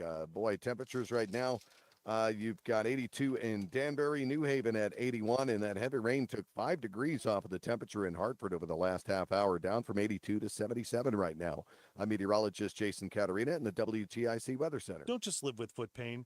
Find the Good Feet store nearest you at goodfeet.com. Join us this Sunday for Tumulo Financial, your go-to for retirement planning and taxes. Tune in to the father and son duo from 7 a.m. to 8 a.m. or catch the replay from 5 to 6 p.m. Tumulo Financial Retirement Planning with Integrity on WTIC News Talk 1080. This is the story of the one. As head of maintenance at a concert hall, he knows the show must always go on. That's why he works behind the scenes, ensuring every light is working, the HVAC is humming, and his facility shines. With Grainger's supplies and solutions for every challenge he faces, plus 24/7 customer support, his venue never misses a beat. Call quickgrainger.com or just stop by. Grainger, for the ones who get it done. Columbia Implant Center introduces AI technology to our multi-specialty practice and digital lab. We fabricate teeth replacement with efficiency, quality, and accuracy. 1 day, same day, 7 days. Call 860-730-6020 or visit ColumbiaImplantCenter.com. Getting quality employees to fill positions in your company is essential, but finding those people can be a major hassle, unless you use ZipRecruiter. ZipRecruiter makes finding quality people a breeze. And right now you can try it for free at ZipRecruiter.com/free. With ZipRecruiter, one click sends your job to 40 seconds. job sites. But more than Got that, ZipRecruiter's advanced technology identifies the candidates with the skills you need, sends you a list of great matches to review, then actively invites them to apply for your job. And the results speak for themselves. 4 out of 5 employers who post on ZipRecruiter get a quality candidate within the first day. That's right, the first day. Now you can focus on your business and let ZipRecruiter do the work finding the best people for you. See for yourself. Use efficiency and power of ZipRecruiter for free. Just go to ZipRecruiter.com/free. That's ZipRecruiter.com/free. ZipRecruiter.com/free. It is your girl, Cammie. And I want you to know that when I listen to the radio, okay, I listen to Reese on the radio. And we're back. It's Reese on the Radio, NewsTalk 1080 WTIC. Now, this one I know. I know this song. Another one like something she would come out to. Yeah. To be real, definitely not Kamala Harris. It's Reese on the Radio, NewsTalk 1080 WTIC. Telephone number 860-522-9842. Let's go straight to the phones. Craig's in the car. Hello, Craig. What's going on? Reese, I've got 2 topics I want to talk about. I hope I have enough time to do both. Let's see if we can.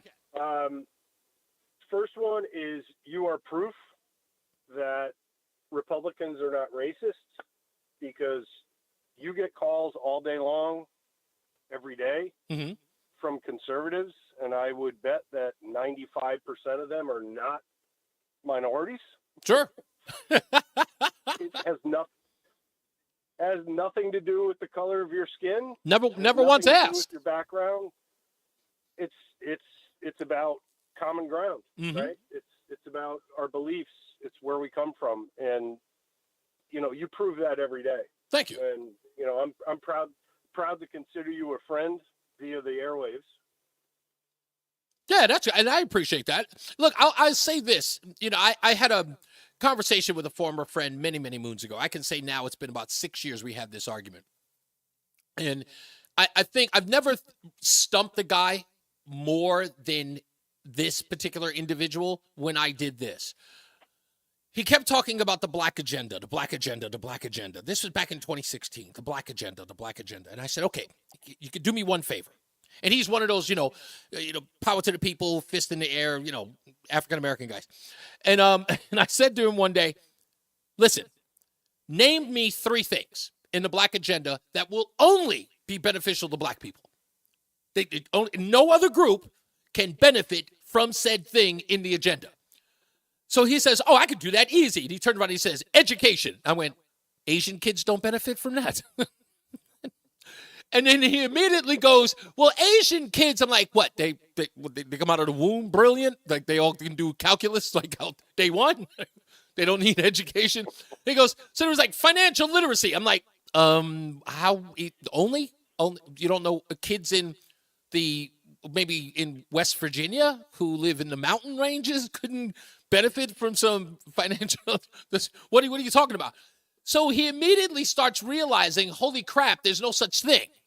So instead of conceding that we all are in America trying to strive for a better life of all of us, and there's nothing indicative based upon our race that we can all have given to us. Here's your black agenda, there's your white agenda, that's your Indian agenda.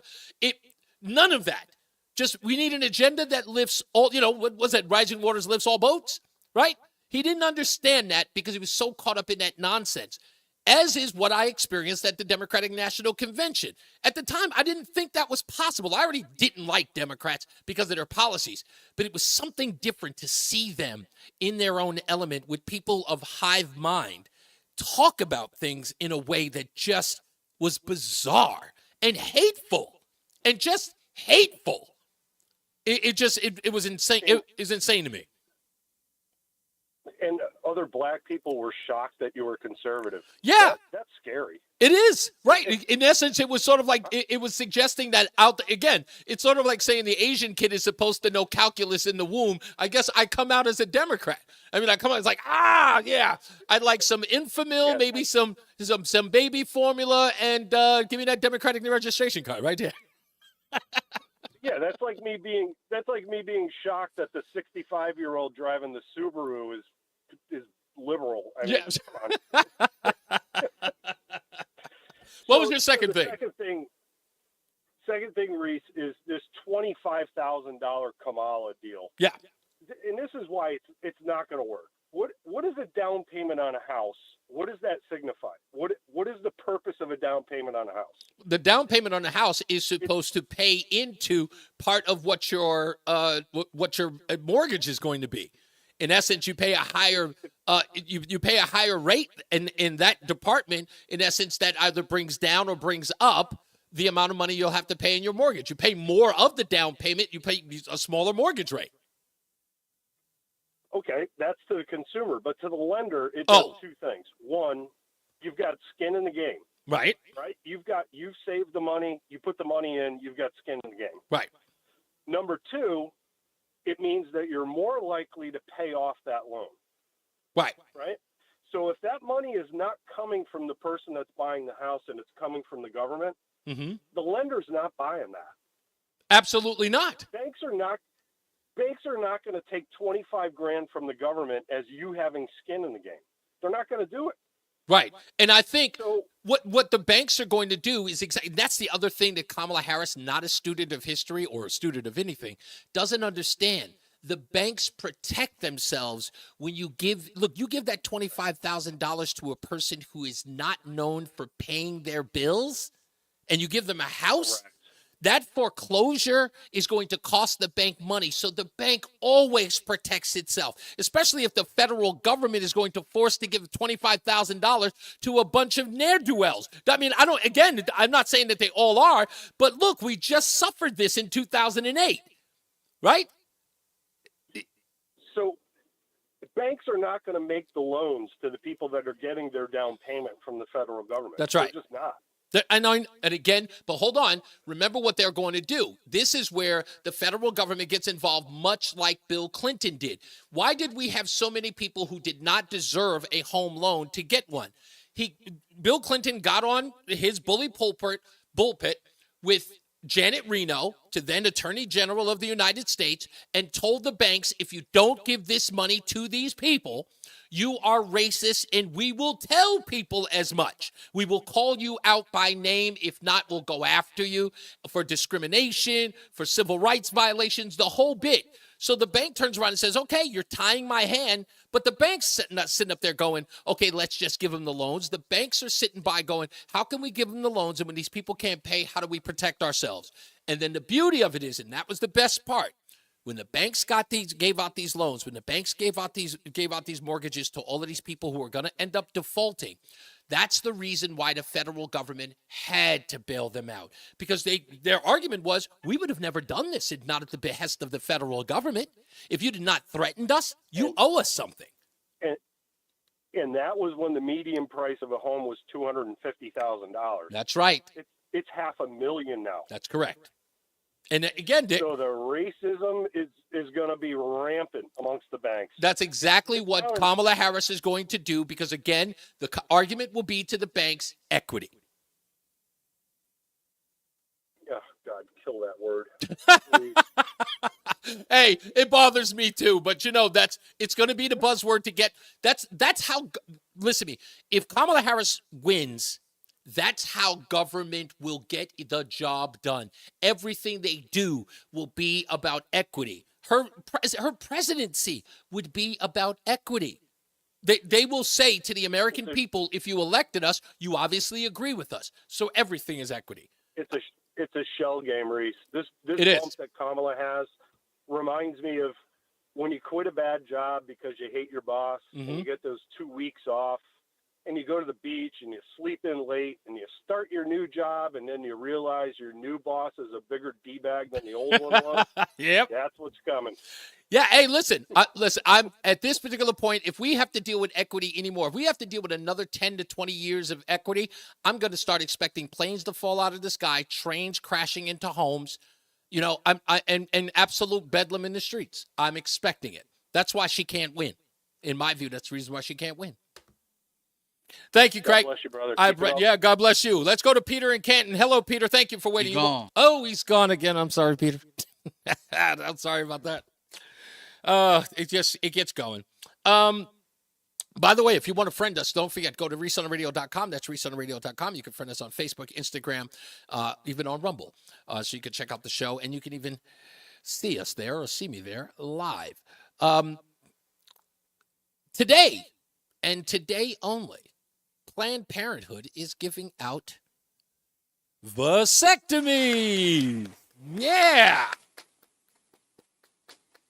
Can you believe it, ladies and gentlemen? The political group that was all up in arms just 2, maybe 3 weeks ago, screaming about J.D. Vance and his, let's just say his description of cat ladies, lonely cat ladies who are against children. With all of that hoo-ha about J.D. Vance, who made it 100% clear that he wasn't talking about people who could not have children on their own, through no fault of their own, he said. He was simply talking about an atmosphere, a coordinated effort by those on the left to shame, denigrate, and if not, eradicate children. Just erase them. He said that there's an active group, and who are they? They are the abortion groups. And clearly, now the vasectomy groups. Can you believe it? They are going to bring a mobile bus. If it's not there already, I think it's there. They brought a mobile bus into Chicago, just off the grounds, for men to come in just today. I don't know if they'll extend it. You know, the demand may be high, but you can come in and jump on a bus and get a vasectomy.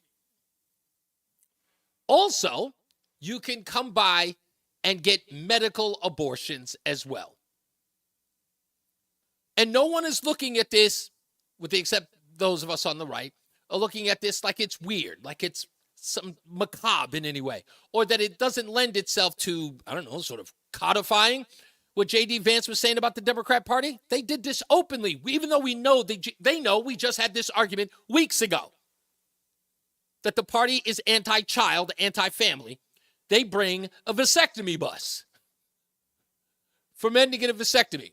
Now, why should anybody be upset about this?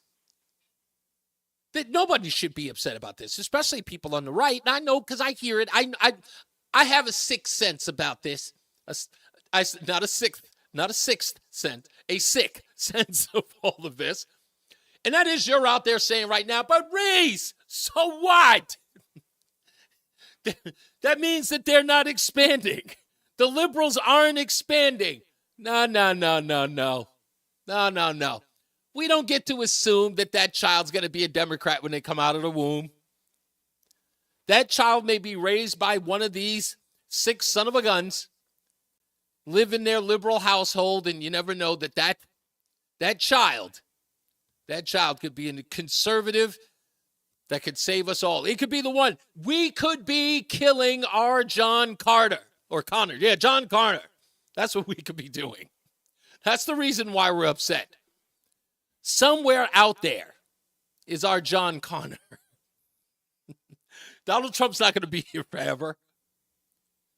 So that's the only reason why I think it's sick. The fact that they have no shame, whatever. I guess just kill your babies.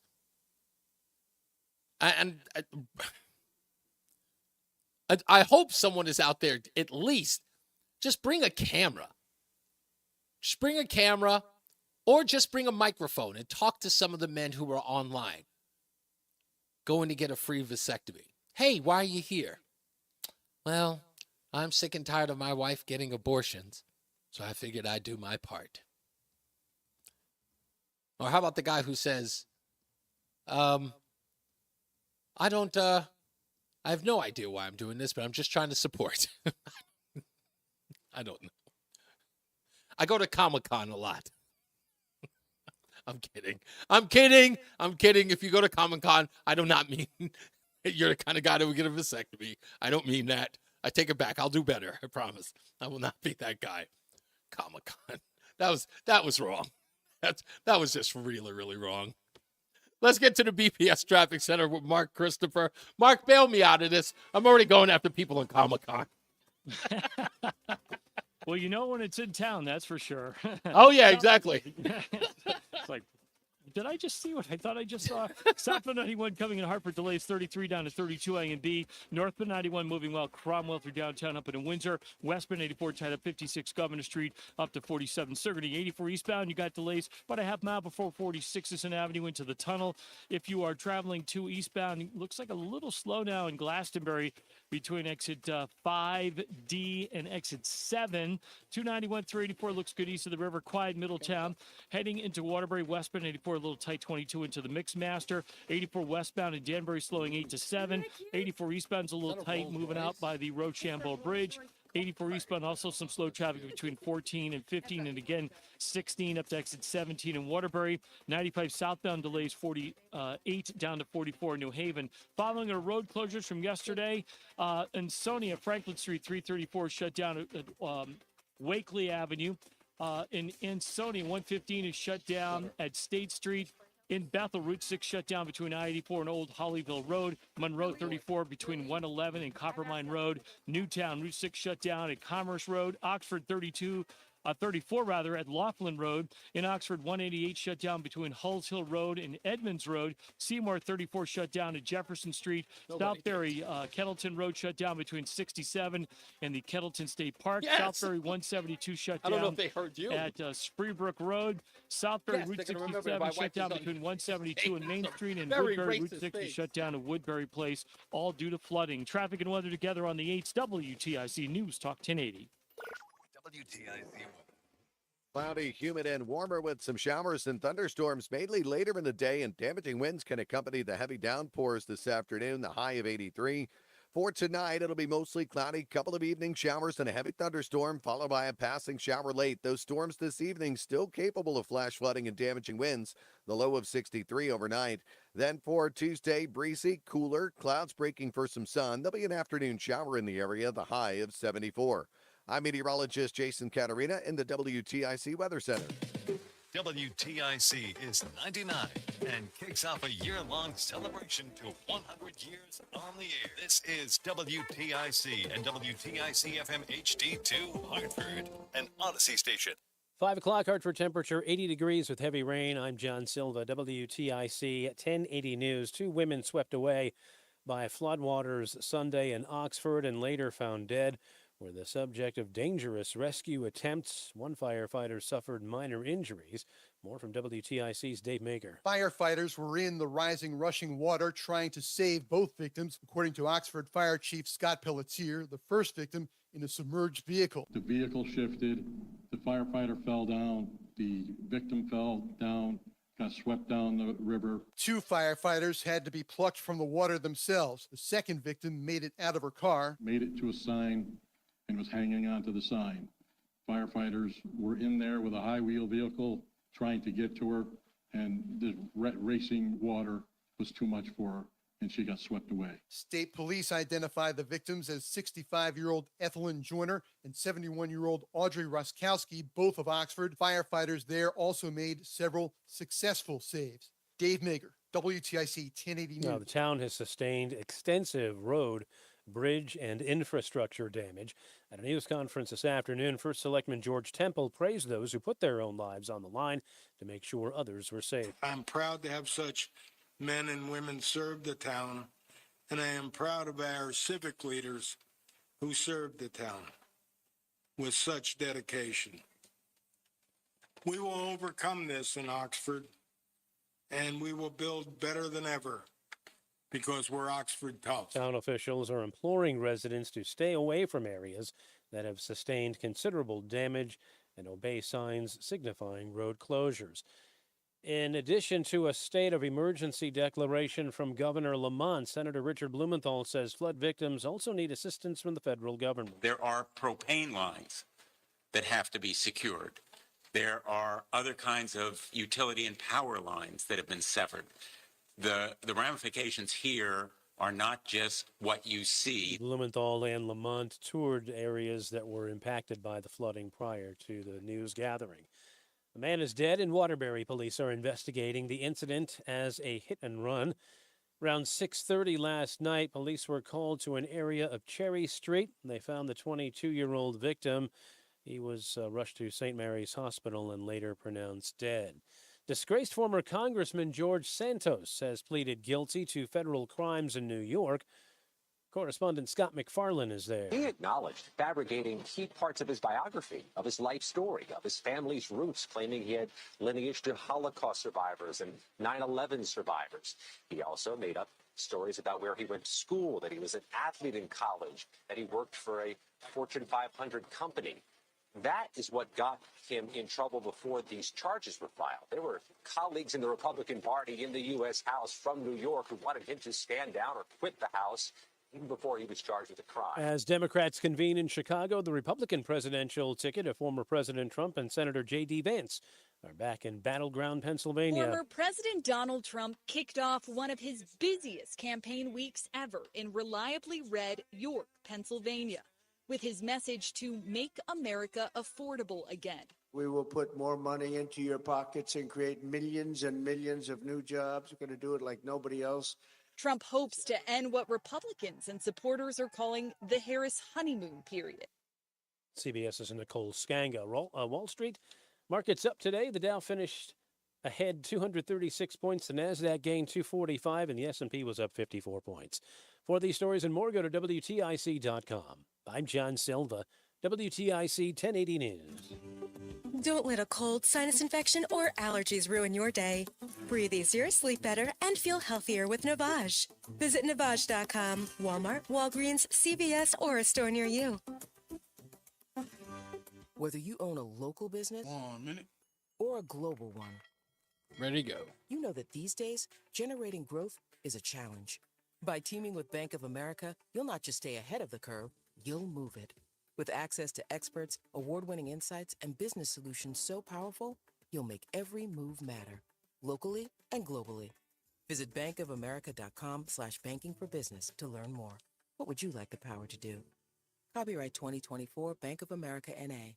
Do you know what brand sells the most work shoes in America? Skechers. Why? Skechers has the best looking safety toe and slip resistant shoes around. They've got superior quality and simply incredible prices, but many people get them just for the style. So you can enjoy tough, steel-toed protection and slip-resistant soles anywhere, even if you don't need them for work. And since they're Skechers, you know they're going to be comfortable. And 10. Exclusive air-cooled Got memory it. foam. Find Coming in right after the drop. toe and slip-resistant work shoes at a Skechers store, at Skechers.com, or wherever work shoes are sold. This is Reese on the Radio, filling in for Todd Feinberg on WTIC News Talk 1080. It's the 5 o'clock focus. It's the 5 o'clock focus. I'm focused, man. Yeah, it's Reese on the Radio, News Talk 1080 WTIC. We're just, of course, we're suffering from all of the damage that was done by the heavy rains and the flooding from Southbury and over at that crater that was in Waterview. At the Waterview in Monroe. That was, I mean, I looked at that and I'm like, if I'm in that area, I'm thinking apocalyptic at that point. In Oxford as well, some of the damage that's been, as you've been hearing from Mark Christopher, as well as the top of the news breaks, top of the hour news breaks, about all the damage that we've seen so far. There's so many videos on X of just watching the dam breaking and the Stevenson brand dam that just... and just the road closures and they just wearing out the infrastructure in the area. And if you're out there and you've seen any of it or you've driven anywhere by, please give us a call to at least give us sort of an update of what things look like, if there's been some sort of recovery or people are still stranded, or, just if there have been any efforts to change the conditions to the better out there. So give us a call, 860-522-WTIC, 860-522-9842 if you have family members that you're reaching out to. I haven't, like I said, I looked for something on whether or not there was any power outages, and the only thing I found from the Current was they said that as of 8:30 p.m. on Sunday, about 3,500 out of 1 million Eversource customers and 50 United Illuminating customers in Connecticut were without power. And so that's it's not a lot, but then again, if you're out of if you don't have any power, it's a big deal to you. So if you know anything about it, give us a call. We'll talk about that in the 5 o'clock focus. Let's get to the BPS Traffic Center with Mark Christopher. Hey, Mark. Hey, Reese, thank you very much. If you are heading into Hartford right now and you are moving into downtown, this traffic report is being brought to you by New Balance. And if you're traveling on the eastbound side of 84, look for slow traffic now. About a half mile before 46th Avenue down to the Bulkley, westbound 84 tied up 56 Governor Street into the tunnel. 91 southbound delays 34 down to 32 A&B. Northbound 91 moves well, Cromwell through downtown up into Windsor. Looks good, 291 through 84, 2 eastbound, a little slow between 5D and exit 8 in Glastonbury. If you are traveling on the eastbound side of 84, some slow traffic from 36 up to 39 in Farmington, westbound 84 tied up from 39A up to exit 35 in New Britain. If you're traveling into Waterbury, westbound 84 slowing 23 into the Mixmaster, 84 eastbound. You got slow traffic now from exit 15 in Southbury up to exit 18 in Waterbury. If you're traveling southbound 95 New Haven, you're tied up from 46 down to 44 in New Haven, and 84 westbound in Danbury tied up from 8 to 7. Ansonia, 334 Franklin Street shut down at Walkley Avenue. Insonia 115 is shut down at State Street in Bethel. Route 6 shut down between I-84 and Old Holyville Road. Monroe Route 34 shut down between 111 and Copper Mine Road. Newtown Route 6 shut down at Commerce Road. Oxford 34 shut down at Laughlin Road. Oxford Route 188 shut down between Hulls Hill Road and Edmonds Road. Seymour Route 34 shut down at Jefferson Street. Southbury Kettleton Road shut down between Route 67 and the Kettletown State Park. Southbury 172 is shut down at Spruce Brook Road. Southbury Route 67 shut down between 167 and Main Street. And in Woodbury, Route 6 is shut down at Woodbury Place because of yesterday's storm. Traffic and weather together on the 8th WTIC News Talk 1080. Sponsored by New Balance, South Windsor, and Avon, your headquarters for back-to-school sneakers. This is Michael DeCibio from New Balance South Windsor and Avon, where you'll find both fashion and fit for back to school. With our large selection and fit specialists, we'll help you find the right sneaker in the right size so everyone goes home happy. Visit New Balance at Evergreen Walk in South Windsor and on Route 44 in the Avon Marketplace. WTIC. All right, looking at the radar right now, get ready, Hartford. Another round of some pretty heavy rain is making its way in our direction right now. The heaviest of the rain right now over Farmington and Plainville, where it is torrentially raining with a lot of lightning right now as well. A line of heavy rain all the way back down to Walcott and down to Waterbury as well. So do be aware there is going to be some heavy rain continuing. We'll likely have some more flash flooding, a possibility there for some of those storms to produce some damaging winds as well. Mostly cloudy for tonight. Low down to 62 overnight. Then as we head into our Tuesday, breezy, cooler, the clouds breaking for some sun, maybe an afternoon shower in the area, the high of 74. Wednesday, a mix of clouds and sun, a passing shower again. Still quite cool for late August, the high of 72. Starts to warm up toward the end of the week. Partly sunny, a nice day Thursday, the high 77. Friday, partly sunny, the high up to 80. The weekend looking outstanding. Saturday, sunny, the high of 85. Partly sunny and very warm Sunday, the high up to 87. So beautiful weather coming up for us once we get through this last little bit of rain that's moving through this evening. Right now, it is 76 in New London, Meriden at 81, and it's down to 73 in Hartford. I'm meteorologist Jason Caterina in the WTIC Weather Center. Don't just live with foot pain. Find the Good Feet store nearest you at goodfeet.com. Start your day with all the latest sports information. Matt Soroyce has updates from the Cordell and Cordell Sports Desk at 15 and 45 past every hour. Only on WTIC News Talk 1080. Hey, Tom Shattuck here with a new opportunity for you. The 20-pound summer slim down with Awaken 180 weight loss. Dropping 20 pounds before summer ends. Cruising to your goal of 30, 40, 50 plus pounds down. It's simple. You take the few last weeks of summer, eating, drinking, enjoying the weather, but the difference? You're doing it with the 20-pound summer slim down. But Tom, summer's almost over. Well, that's the point. The pounds melt off fast with Awaken 180. I dropped my first 20 in less time, and that easy 20 propelled me to reach my goal of losing 80 pounds. Think about it. You're about to slide back into the same old fall routine with the same old mindset. No, mix it up. Live up the rest of your summer while dropping your first 20. Then jump into fall with a whole new groove. Yeah, I said it. You'll be saying it too in just a few weeks from now. 20-pound summer slim down with the solution for weight loss. Make your consultation now at 844-346-1800. That's 844-346-1800. Online at awaken180weightloss.com. 1 minute. Got it. And you'll never know we on backup generator over here. Are you really? Yes, monsooning out here right now. I know. Just heard the report. All the right notes without the surprise chill. So keep singing and let Navien keep the hot water flowing. And get ready for the encore. Whole place went dark for like 15 seconds. Wow. Tankless water heaters. Visit tanklessmadesimple.com. Retirement can be scary, but only if you're not prepared.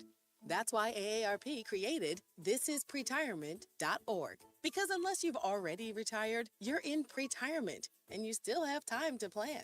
Learn about retirement savings options, potential tax breaks, and how you can build savings over time. Visit thisispretirement.org for free resources to help you customize your action plan and feel the retirement fear disappear. Brought to you by AARP and the Ad Council. It's the 5 o'clock focus. It's the 5 o'clock focus, man. Where did you get that live? Where'd you get that live cut?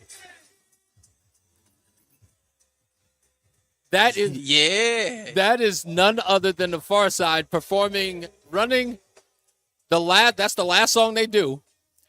I love that song. Oh, I love that song. God, I love that song. I'll never forget the first time I heard it.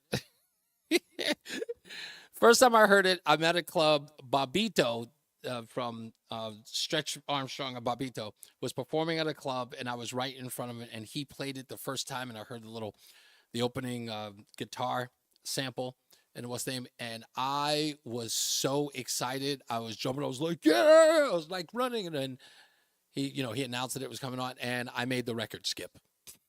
Never forget that. He was so mad at me. Anyway, Reese on the Radio, 5 o'clock focus coming in. Someone actually, Roland was just telling me about generators. I don't know how many times I've done it. I don't know how many times I've said it. I will go into a, what do you call it?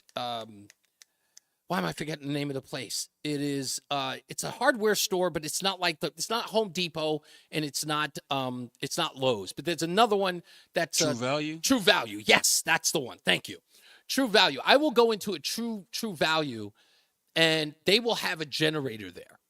And you look at it and you say to yourself, $500, man. It's like $500-600. Some of them $700. And if you are like me and you walk by them and you say to yourself, it's like, it's kind of steep. Let me tell you something. I mean this from the bottom of my heart. Don't sell yourself short. It is an investment that you will be happy once you have it.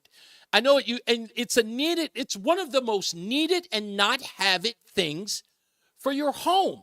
Even if you rent, it is one of those things. And you never know when it's going to happen or how it's going to happen. But when the power goes, it goes.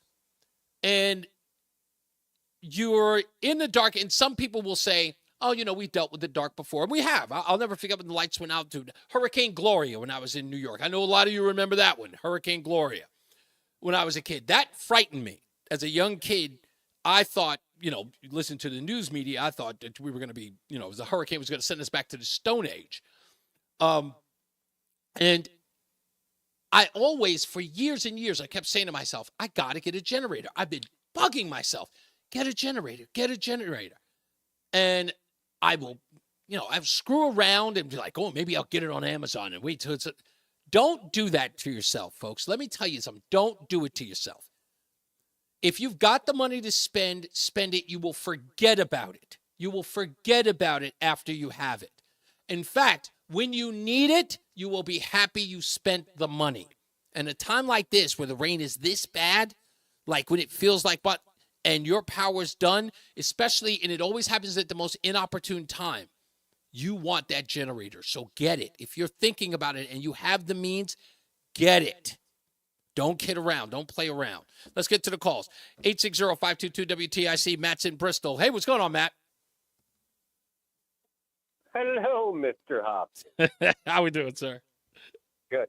Hey, let me tell everyone on your note, if you do get a generator, don't just get the generator. Have a sub panel put in. Yeah. So you have something to plug it into. Don't be running extension cords all over your house. Exactly. Exactly. Yes, that's not too good. I learned that the hard way. Yeah, definitely don't do that. Anyway, Matt, what's your beef, my friend? Okay, so I'm kind of happy that Planned Parenthood is doing free vasectomy. I knew you would. I said I knew you were saying that. I knew it. Because last year they were doing half off, and I got 2, and You're it was a mess. a bad decision. They were doing half off and you got 2? You're a mess. Yeah, it was half off. So you That's think? an old Mel Brooks Yeah, joke. trust Come me, on, I you know. I knew it was a Mel Brooks joke. But again, look, Yeah. did they not, like, I always wonder whether or not there's someone in the DNC who's running public relations that someone didn't go, hey, we just had this big debate, like we were castigating J.D. Vance about us being angry cat ladies who don't like children. Do you really think that vasectomies outside our doors is a good look? You know, and just tell those guys, okay, maybe come next week, you know, and do this. You know, the fact that there was no one in central planning to go, maybe not this week, do it next week, or maybe any other day. You know, if anything, if they want to make a statement, they should have done this during the Republican National Convention to send a message. You know what I mean? Well, I just can't imagine the men in line waiting for this. That's why I want to see it. But one more quick thing. I have to say, I'm as bad as the Dems at your conference, because when I run into other guys in work trucks and I find out they're Democrats, I'm freaking shocked. I have to admit. I know some people are. Like I said, some people are. I remember the first time when somebody found out that I played golf. Not well, but the fact that I played golf. I remember. I don't play it well. I love the game, though. And it was like, you play golf? And I'm like, yeah. And they were like, but you're like a hip-hop guy. And I'm like, yes. What are you talking about? They're just like, oh, never mind. There's a lot of things I like. Tiger Woods broke that glass ceiling. Oh, yeah, exactly. A long time ago. But I'll tell you this. You know, it's another thing people always say about, I really love musicals and romantic comedies. So that's not, you know. Okay, now I lost respect for you. But it's all right. Get out of here, Matt. Let's go to Jim in Berlin. Hello, Jim. You're on Reese On The Radio. How we doing out there? Very well, very well. And I want to first and foremost commend you for what a wonderful job you're doing. I really wish I could listen to you more, but I do a lot of traveling. So yes, Jim. I apologize. You're excellent job on Friday. I heard it when you were talking to Senator Duffy, and I thought it was a great conversation. During that conversation, you made reference to a survey that I believe, as my memory recalls, you said 69% of Connecticut residents are not in favor of EV automobiles. Correct. Can you cite where that is from, and then I'll tell you why I'm asking the question. It was an interview I did with the group, and for the love of goodness, I can't remember exactly the name. They were on the show with us early in the year, but they have a racing team, and they're another group. Somebody might remind me in the chat room, but they actually do the surveys, and what they do is they work with a bunch of companies in Connecticut and across the state, across the country, and they represent their interests in trying to push back on these EV mandates because a lot of their clients are all combustible engine clients.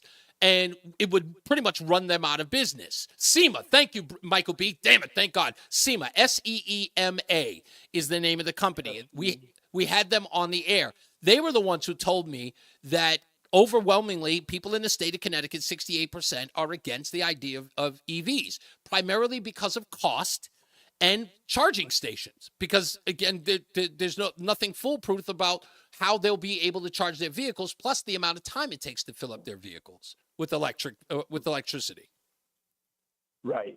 Okay. Yeah, and it's SEMA, called they're called SEMA. yes, and to break down their name, it's called the Specialty Equipment Market Association, SEMA, actually. Okay. The reason I asked the question is I had sent after your show, I sent an email to my state representative, who let's just say he's more of the Bob Duff mentality. Yes. Okay. And so I said, what are you doing to bring down the high utility cost in light of the inflation and other things we're struggling with right now? And, much to his credit, he did respond. Mm-hmm. But what I thought was very interesting in his response, because I asked him, are you going to call for a special session with the governor? And I'll read it to you. He says, I'm certainly in support of calling a special session before the legislature reconvenes in January. Mm-hmm. I've advocated the same to the chair of the Energy and Technology, House leadership, and the governor's office. In the interim, I will continue to speak with subject matter experts to see which public benefit charges, if any, can be reduced. Mm-hmm. And then he, said for me, if I have any further questions, reach out to him. And it just hit me right between the eyes. It's a good response on his behalf, but it's also political in nature. When he says the subject matter experts, and he only is focusing on what I'll say is the public portion. The spin. Yeah, but not on the EV. Yeah, exactly. And again, that's the reason why I'm going to be doing this thing. I'm going to wait until about Wednesday or Thursday. But if you do get, Jim, a chance to check it out, in fact, I'll make sure that I preface when I'm going to do it the day before. I don't want to spring it on you, but I'm going to try to do it Wednesday or Thursday. I'm trying to get more information about, I'm looking for a particular piece of information on the Connecticut Green Bank, because that has a lot to do with where this money from Eversource is going. It's going to the Connecticut Green Bank. Part of that public money is going directly to Green Bank. So I'm trying to find out, one, why it's going there. But what I found out was interesting on how the Connecticut Green Bank operates. And there's something very strange that's going on with that money. Aside from the fact that taxpayers are financing the Connecticut Green Bank, but they've got an excuse as to why they're doing it. And I'll have all of that this week. So if you get a chance, check it out. I will be making more and more note of it on when I will do the whole investigation and what guest I will have on to pretty much solidify what I'm pretty much finding out from all of these green banks across the country. Right. And what I'm focused on is he's saying, it's the public benefits charge. Exactly. Saying, the public benefits charge is what I'm talking about. Part of that money is going to the Connecticut Green Bank. We know that for certain. Right. But then the other thing is the $3 charge. It's almost like the mem that says, hey, I don't get paid to fill up my car for gasoline. Why am I getting charged to pay for others to fill up their electric vehicle? Right. And again, that's another thing that with Senator Bob Duff was that there's are plenty of things that we could do now. And that is knock it off with, having people pay for things, one, that they are not responsible for. And the money that's going to these other initiatives that no one asked for, knock that off too. It's not something that's needed. It's not something that would, there would be no infrastructure lost if we stopped taking that money from the ratepayers. Just end it. Okay? You tried it. It didn't work. No one asked for it. And do exactly what's for the good of the people so they don't spend more money on their electric bill. End it. That's all they have to do. And that was my conversation with him. Why don't we just end it? He wanted to make an argument about $5. And I'm like, look, if it's only $5, then end it. If it's only a measly $5, what are you beefing about it for? What are you fighting so hard for $5 for? Correct. He's saying I'm beefing about $5. Well, if it's nothing, you get rid of it then. Doesn't benefit me. It's only going to be a line item that gets buried into the bill going forward, and we totally forget about it. Exactly. Thank you, Jim. I appreciate the call. Jeff and Joe, if you could hold on for me, I promise I'll take your calls after the bottom of the hour, because we're going to get into traffic in a minute, to get some updates, if you do have them, on areas around. I know the rain is coming down hard in some of the region here, even in Farmington. So you guys just stick around for that. We'll get more updates, of course, with none other than Mark Christopher in the BPS Traffic Center. Hey, Mark. All right, Reese, thank you very much. Well, as you mentioned, some heavy rain moving through the area right now. Flick on those headlights and slow down a little bit. If you are traveling on the westbound side of 84, delays approaching the Bulkley Bridge out to 44 Prospect Oakwood. 84 eastbound doing okay. It's slower out in the New Britain and Farmington exits out into West Hartford. A little slow right now on both sides of 84, but moving. Southbound 91, you've got delays 34 down to 32 A and B, another bump down by exit 28, and a little slow traffic again as you move 18 to 17 in Meriden. Looks good northbound 91, Cromwell through downtown up into Windsor. 291 through 84 looking good east of the river. 2 westbound, some slow traffic in Glastonbury between 10 and 8. Middletown looks good 90 in the Aragodi Bridge. 84 eastbound Waterbury slowing 17 to 18. 84 westbound in Newtown, some delays from 9 down to exit 8 in Danbury. 95 southbound, you're slowing in New Haven. Q Bridge down to 44 in New Haven. Road closures at the following locations. Ansonia because of yesterday's storms. Ansonia, Route 334, Franklin Street is shut down at Wakely Avenue. Route 115 in Ansonia is shut down at State Street. Bethel, Route 6 is shut down between I-84 and Old Hollyville Road. Monroe, Route 34 is shut down between 111 and Coppermine Road. Newtown, Route 6 shut down at Commerce Road. Oxford, Route 34 is shut down at Laughlin Road.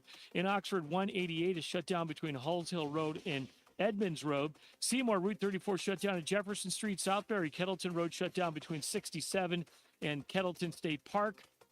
In Southbury, Route 172 is shut down at Spruce Brook Road. Southbury also shut down 67 between 172 and Main Street. And in Woodbury, Route 6 is shut down at Woodbury Place, all due to flooding. Traffic and weather together on the 8th WTIC News Talk 1080. WTIC weather. This afternoon, it'll be cloudy, humid, and warmer with a couple of showers and a thunderstorm. Mainly later, damaging winds can accompany the heavy downpours, the high of 83. Mostly cloudy this evening, a couple of evening showers and a heavy thunderstorm, followed by a passing shower late. The storms this evening still capable of producing flash flooding and damaging winds, the low of 63. Tuesday, breezy, cooler, the clouds breaking for some sun, though there'll be an afternoon shower in the area, a high of 74. I'm meteorologist Jason Caterina in the WTIC Weather Center. And now, a WTIC news update. 5:30, good afternoon. I'm John Silva, WTIC 1080 News. 2 people are dead in the flooding brought on by heavy rains that triggered historic flash flooding over the weekend. First Selectman George Temple in Oxford says the victims were women from town. Many roads and bridges have been washed away and destroyed. Seymour, Monroe, Shelton, and Ansonia among the other cities and towns that suffered near catastrophic damage. Governor Lamont declared a state of emergency for those parts of Connecticut that experienced significant damage and flood loss, and they're hoping to expedite federal assistance as well. The Emergency Ops Center, Lamont says, that'll remain in enhanced monitoring mode for the time being. Municipal officials are urged to continue coordinating with state officials in the response. Do I look like I'm getting that thin, KB? For their Jesus. national convention.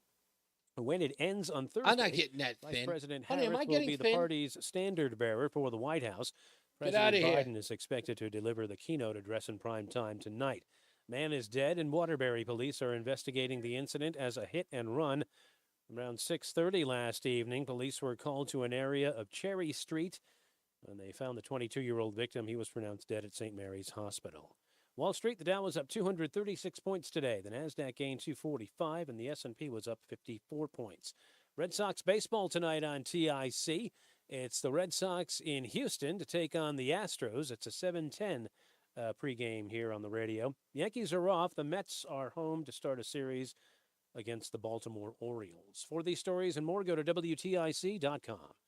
I'm John Silva, WTIC 1080 News. Men, though it really does go without saying, practicing better medicine almost always means better outcomes for patients. And if you suffer with erectile dysfunction, you certainly want a good outcome. This is Dale for Northeast Men's Health. And because we do practice better medicine, we're the leader in treating men's sexual health issues in the Northeast. ED is a terrible condition. It causes stresses in relationships. It creates anxiety and undue hardships on a man and often on their partner as well. Yet many men suffer for years without seeking treatment. But I want to tell you today that you can be free of ED. Seriously, if you're like most men, the treatments we offer at Northeast Men's Health will work for you. In fact, we have protocols that are effective in well over 90% of cases, which means you can likely enjoy great sex again without the stress that ED can create. You might even find you're performing like you haven't in years. So call us. Your initial visit is only $99 and includes blood work, a medical consult, and if medically advised, a test dose. And if that test dose doesn't work in the office, your visit is free. Call 800-930-5956. That's 800-930-5956. Or go to northeastmenshealth.com. We have 5 offices across the Northeast to serve you. Labor Day signals that fall Mom, approaching. Apple picking, fall leaves, and chilly nights are on the horizon. With Legacy Box, you can cozy up and watch something special this fall. Your family's home movies. Legacy Box is the simple, safe, all-inclusive solution for preserving your family's memories trapped on videotapes, film, even photos. After 10 years in business, Legacy Box is the world's largest digitizer. They've helped over 1 million families relive their wedding days, babies' first steps, and family road trips. Just fill Legacy Box with your VHS tapes, film reels, or pictures. Legacy Box digitizes it all by hand right here in the USA, and then sends it back on a thumb drive or the cloud. Future-proof your recorded moments today, so you can gather the family and begin the trip down memory lane. 10. Limited time, they're offering 55%. Coming in right after the drops. LegacyBox.com/value to get 55% off. That's LegacyBox.com/value. This is Reese on the Radio, filling in for Todd Feinberg on WTIC News Talk 1080. It's the 5 o'clock focus. It's the 5 o'clock focus. I'm focused, man. We're back, 5 o'clock focus, News Talk 1080 WTIC. We'll take Jeff and Joe in a second. As soon as we get out of there, because I know that they've probably got a lot to sort of opine about this storm that's going over. I feel like it's sort of a well-needed sort of break of all of the heat, because all we've been hearing about is the heat wave. And, of course, immediately after all of that heat, you get this torrential, rain that immediately comes afterwards, and it's always really, really heavy afterwards. And it sucks that something tragic has to come from that, because you don't expect that. And the way in which the flood waters happen, or the flood happens in certain areas, be like last year, nothing like that. Next year, it's complete calamity. It happens all the time. It's never the same thing. I always get angry at the towns that go through it over and over again. You might remember a couple of years ago, I was when we had the holiday store, and we had the Buffalo storms, that the Buffalo snowstorm that 25 people died in. And I was really critical of people of Buffalo, the mayor of Buffalo not being able to work out a snowstorm. It wasn't a snowstorm. It wasn't a record-breaking snowstorm. It's like record-breaking snowstorms that's Buffalo. It snows in August in Buffalo. It's like it's a part of life. It's like breathing in Buffalo. And the fact that they couldn't manage it blew my mind. It's not like you didn't know it was coming. It's Buffalo. You could set your clock to a snowstorm in Buffalo. So it'd be one thing, if that wasn't the case. You've had severe, rain in the Oxford area before, just nothing like this. This is the reason why it's so dire, is because it wasn't like this. I mean, you've had situations like this, but they're not often. They're very seldom. And so when things like that happen, you say to yourself, it's like, oh, I think I could deal with it. I think, no, it's not that bad. I'll run to the store, whatever it is. And next thing you know, lickety split. It's a completely different situation. And, you mourn for the families who, of course, and one of the women, I guess, involved was, I hate to use the term elderly, but an older woman who probably didn't have the faculties to protect herself under those circumstances and got swept away.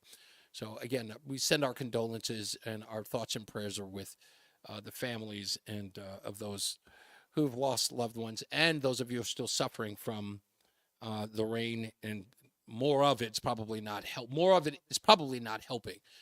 So hope you get through it. If you're out of power, hopefully somebody will get to you soon enough and get the power back on, so at least you're not in the dark during all of this. So, of course, more and more reports throughout the day. So if you are tuned in or not tuned in, or you know somebody who isn't tuned in, make sure that they tune them in here to WTIC and get the top of the hour news. And, of course, the BPS Traffic Center with Mark Christopher. Hey, Mark. Hey, Reese, thank you very much. Well, if you're heading into Hartford right now, heavy shower moving through westbound side of 84. You're tied up approaching the Bulkley Bridge out to exit 45 Flatbush Avenue. 84 eastbound, a little slow, but it is moving well. West Hartford through downtown out into Farmington. Southbound 91 delays 34 down to 32 A and B. Another bump down between exit 27 and 28. Northbound side of 91 moving well. Cromwell through downtown up into Windsor, but slower than normal. 291 through 84 okay east of the river. 2 westbound. You got some tight traffic between 10 and 8 as you move on the westbound side of Route 2. It's quiet in Middletown. 84 eastbound in Waterbury, slow 17 into the Mixmaster. If you are traveling toward New Haven, 95 southbound delays from the Q Bridge down to 44 in New Haven. Following a road closures from the storm from yesterday and the flooding in Ansonia, Franklin Street 334 shut down at Wakely Avenue. 115 in Ansonia shut down at State Street. In Bethel, Route 6 is shut down between I-84 and Old Hollyville Road. Monroe, Route 34 shut down between 111 and Coppermine Road. In Newtown, Route 6 shut down at Commerce Road. Oxford, Route 34 shut down at Laughlin Road. Oxford, 188 is shut down between Hulls Hill Road and Edmonds Road. In Seymour, Route 34 shut down at Jefferson Street. Southbury Kettleton Road shut down between 67 and the Kettleton State Park. Southbury Route 172 is closed at Spruce Brook Road. Southbury Route 67 shut down between 172 and Main Street. And in Woodbury, Route 6 is shut down at Woodbury Place. Traffic and weather together on the 8's WTIC News Talk 1080. Brought to you by Macy's. Brought to you by Macy's Backstage. Back to school at Macy's is all about fresh starts and new looks. Save on must-haves like cargos, mini dresses, jeans, and more that'll hold up from the first day of school to the last. Plus, you'll find all the top quality brands you love. Shop Macy's and make the first day back the best one yet. Check out Macy's.com/back-to-school today. WTIC weather. Taking a look at the radar, we still got some heavy rain in spots, especially between Coventry and Andover right now. Also, just southeast of Hartford and Glastonbury, a pretty heavy thunderstorm right now, and approaching Rocky Hill between Rocky Hill and Newington. We've got some very heavy rain out just northeast of Southington as well. So do be aware there's some very heavy rain. Some other areas that have some moderate to heavy rainfall going on as well by Torrington and Woodbury too. As we head through the evening, a couple of showers and heavy thunderstorms. Some of those storms could still bring some flash flooding, especially considering the heavy rain that we saw yesterday, along with possible damaging winds. Then overnight tonight, the low down to 62. Breezy and cooler with the clouds breaking for some sun on Tuesday. Still an afternoon shower possible in the area, the high of 74. Wednesday, a cool day for late August, a mix of clouds and sun with a passing shower. Again, the high only 72. Then we start to rebound as we head toward the weekend. Partly sunny and nice Thursday, the high up to 77. Partly sunny Friday, the high up to 80 degrees for us. Currently, right now, it is 75 in Waterbury, 81 in Danbury, and it's down to 73 in Hartford. I'm meteorologist Jason Caterina in the WTIC Weather Center. Rosetta Stone is the expert in language learning for more than 30 years. Right now, listeners can get Rosetta Stone's lifetime membership of 25 languages for 50% off. Visit rosettastone.com/radio today to purchase and learn for life. Computer Talk is now commercial free. That means more time for tech talk and more time for your calls. You heard right. Computer Talk with Tab is now commercial free, powered by GoNet Speed, bringing you lightning fast fiber internet. Visit gonetspeed.com for pricing and availability. Tune in Saturdays 9 to 11. We all hear the radio ads about the IRS. They tell you to be afraid, to be scared, and they try to frighten you into calling. I'm not here to do that. Tax Relief Advocates is different. TRA is here to tell you that if you owe money to the IRS, whether it's $5,000, $50,000, or $500,000, we have a solution. It doesn't matter if you're sitting in your car, at work, or with your kids. No matter where you are, call now. 800-575-6481. Don't lose hope. TRA can eliminate or reduce what you owe to the IRS. Generous programs are now available that can give you a fresh start. Our passion is taxes and helping individuals fix their IRS problems. We have over 1,000 five-star reviews on Google and an A+ with the Better Business Bureau. You don't need to be afraid of the IRS any longer. End your tax nightmare today by visiting us online at TRA.com or call 800-575-6481. That's 800-575-6481.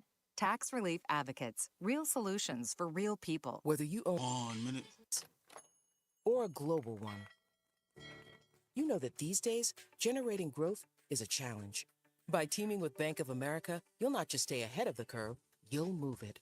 With access to experts, award-winning insights, and business solutions so powerful, you'll make every move matter, locally and globally. Visit bankofamerica.com/banking for business to learn more. What would you like the power to do? Copyright 2024 Bank of America N.A. Do you know what brand sells the most work shoes in America? Skechers. Why? Skechers has the best looking safety toe and slip resistant shoes around. They've got superior quality and simply incredible prices, but many people get them just for the style. So you can enjoy tough, steel-toed protection and slip resistant soles anywhere, even if you don't need them for work. You know they're going to be comfortable with Skechers' exclusive air-cooled memory foam. Find your new pair of Skechers safety toe and slip resistant work shoes at a Skechers store, at Skechers.com, or wherever work shoes are sold. What's up, everybody? You know who it is. It's Reese on the Radio. Frederick Douglass of the 21st century. WTIC News Talk 1080. Oh, another day in the bank. It's Reese on the Radio, News Talk 1080 WTIC. This 3-hour thing is starting to feel like an hour and a half. I'll be honest with you. I can't believe it's about to be a wrap, so I guess it is. Let's get back to the phones. Jeff is in Marlboro. Hello, Jeff. You're on Reese on Radio. How are you, sir? Reese, I'm doing all right. How you doing, man? Pretty good, sir. So the first question I got for you, I got two questions. I'll try and be really quick. Okay. Number one, I've heard you use the term black and the term African American. Yeah. But also the United Negro College Fund uses the term Negro. Yes. And NAACP still uses colored. Correct. Lori, earlier, her question was sort of like she was apologizing for if it was embarrassing a question or whatever. I'm not embarrassed to ask the question. Number one, what's the preferred term if there is one? Go ahead. Come on. Number two, I know you kind of like the same movies as I do. Okay. Have you ever seen that movie Blast from the Past with Brendan Fraser, Alicia Silverstone? My goodness gracious, a Negro. Yeah.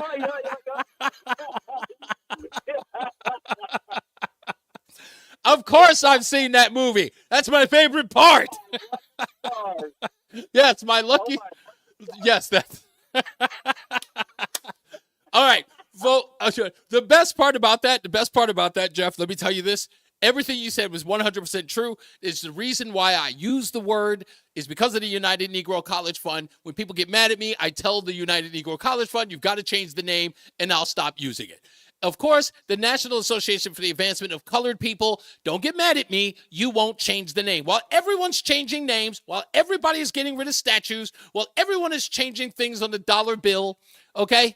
All right, Harriet Tubman has to replace Andrew Jackson. You won't change the word colored out of your name? Come on, with everything we've learned, can we get, hurry up. Let's hurry up right now. Cleveland Indians, Washington Redskins. Yes, exactly. But the United Negro College Fund and the National Association for the Advancement of Colored People, nope, they stay the same. No one's not even Black Lives Matter has asked them to change the name. Because you can get rid of Abraham Lincoln statues, but the NAACP name can stay.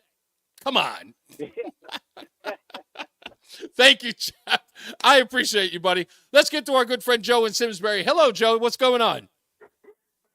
Hi there. So as for the generator question first, before I talk about the weather. Yes, sir. I have a generator. I got my generator after we had a major snowstorm in October in this area back in 2011, I believe it was. Yeah.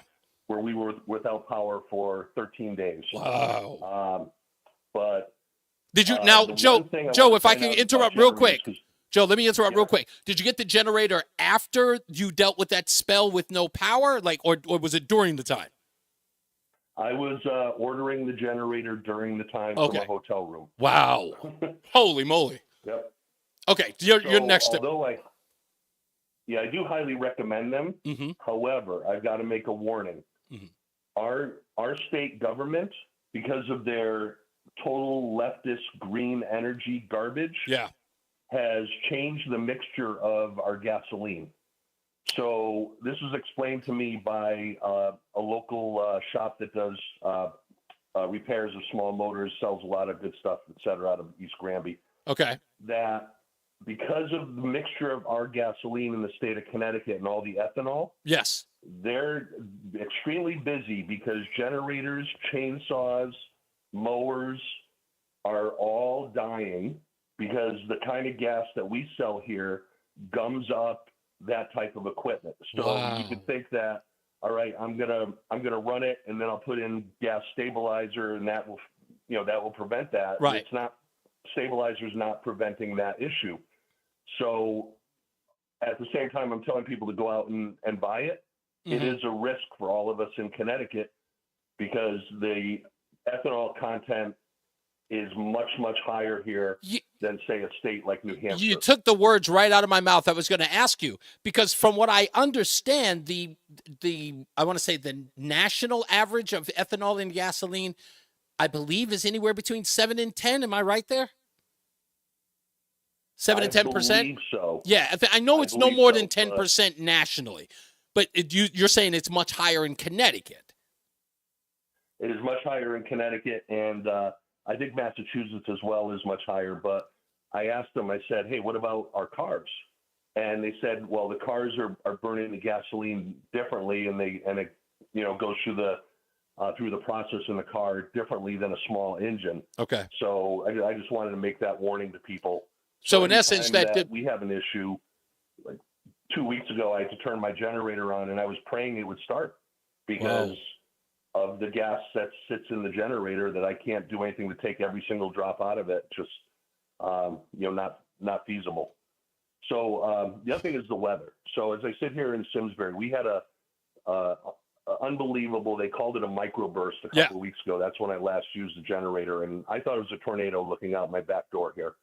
And the fact that what I'm going to say here, and I think this will appeal more to people that are older, mm-hmm. is that I'm sorry, I've been in this state my entire life, and I don't recall the weather extremes that we're having here now, where the storms are either more severe in one spot or they stop and just stay in one spot, like the one that people in Western Connecticut are dealing with right now. Right. And I'm just wondering, when I was a kid, we were talking about this the other day, that the sky was blue, the clouds were puffy and white. We used to lay in the grass and try to think of what the shapes were. Mm-hmm. And now the skies are hazy. And they try to say, oh, it's the wildfires out of Canada. And some of that is, but guess what? They had trees in Canada when I was a kid too. Why are they not catching on fire when I was a kid? So I just wanted to point that out because I believe that this is all part of something bigger, and they'll wreck people's lives for their agenda. Yeah, this is it. Look, I'll admit it was like I said earlier in the beginning of the show. I was looking at that radar, and usually when you see the severe regions in that radar of the storm coming through, you get some reds. You get some reds, you get some greens. You get some dark reds. This was the first time in years, and I want to say at least 20, I've ever seen the radar show the color purple in the eye of that storm. I've never seen anything like that before in my life. I mean, sorry, I've seen it before, but the last time I saw it was probably 20, maybe 25 years ago, and I saw it in one place, but it wasn't here. To see that area being the purple, and maybe it's because they changed the graph, but everything else was the same. That one region got hit so hard. And it was right in the center of Oxford. When I saw that in the region, I went, that's pretty serious. And I can imagine that, the damage that we ended up seeing thereafter makes sense now, considering where the rough part of the storm went through. So it's an interesting point of view, Joe. Maybe I'm a conspiracy theorist with limits. Whether I'm not there yet, but you know what? I can always be convinced. I appreciate the call, Joe. Thank you. Yeah, no problem. Let's go to Wayne and Morris. Wayne, you're on Reese On The Radio. Hi, sir. Hey, Reese. I know you're not much of a country western or pop music fan, but I like pop music. I like pop music. Do you remember a song by the late Kenny Rogers called "Coward of the County"? No, but I love Kenny Rogers. I never heard it. Coward of the County. Coward of the County, yeah. And I thought of that because I've been watching the DNC all day when I've been home. Uh-huh. And I don't understand how Kamala Harris has any polling numbers at all. Interesting. She left office, or, well, not left office, but when she was anointed, her approval rating was 35 or 33. It was lower than that. It was lower than that, Wayne, at times. It was lower than that. Well, yeah, but then the next day she's polling at 40 and 40 plus. It's like she inherited Joe's numbers. You know what? And the woman has not given one interview. I think we should call her the coward of the country. What? Coward of the country. What everyone Because needs she to will do. not give an interview. What everyone needs to do is to go to Rasmussen.com. Now, yes, there is a subscription. It's like $5. It's like $4.95 or whatever it is. It is the truest of all polling data. And they've been calling out everyone else, from the Harris Ipsos poll to CBS's poll, the Washington Post poll. All of their numbers are completely skewed. It is all leaning Democrat pollsters. It's not real metrics. It's all meant to do exactly what it's doing, and that is give the impression of a momentum that isn't there. That's all it is. Why would anybody vote for someone who... It goes... Yeah, you're right. won't do an interview because they're going to have to face Vladimir Putin one of these days. And how's she going to do that if she can't even face MSDNC? There aren't enough ideologues in the Democrat Party to push her over the top. Sure, there are a bunch of people who say, it's like, we feel joy.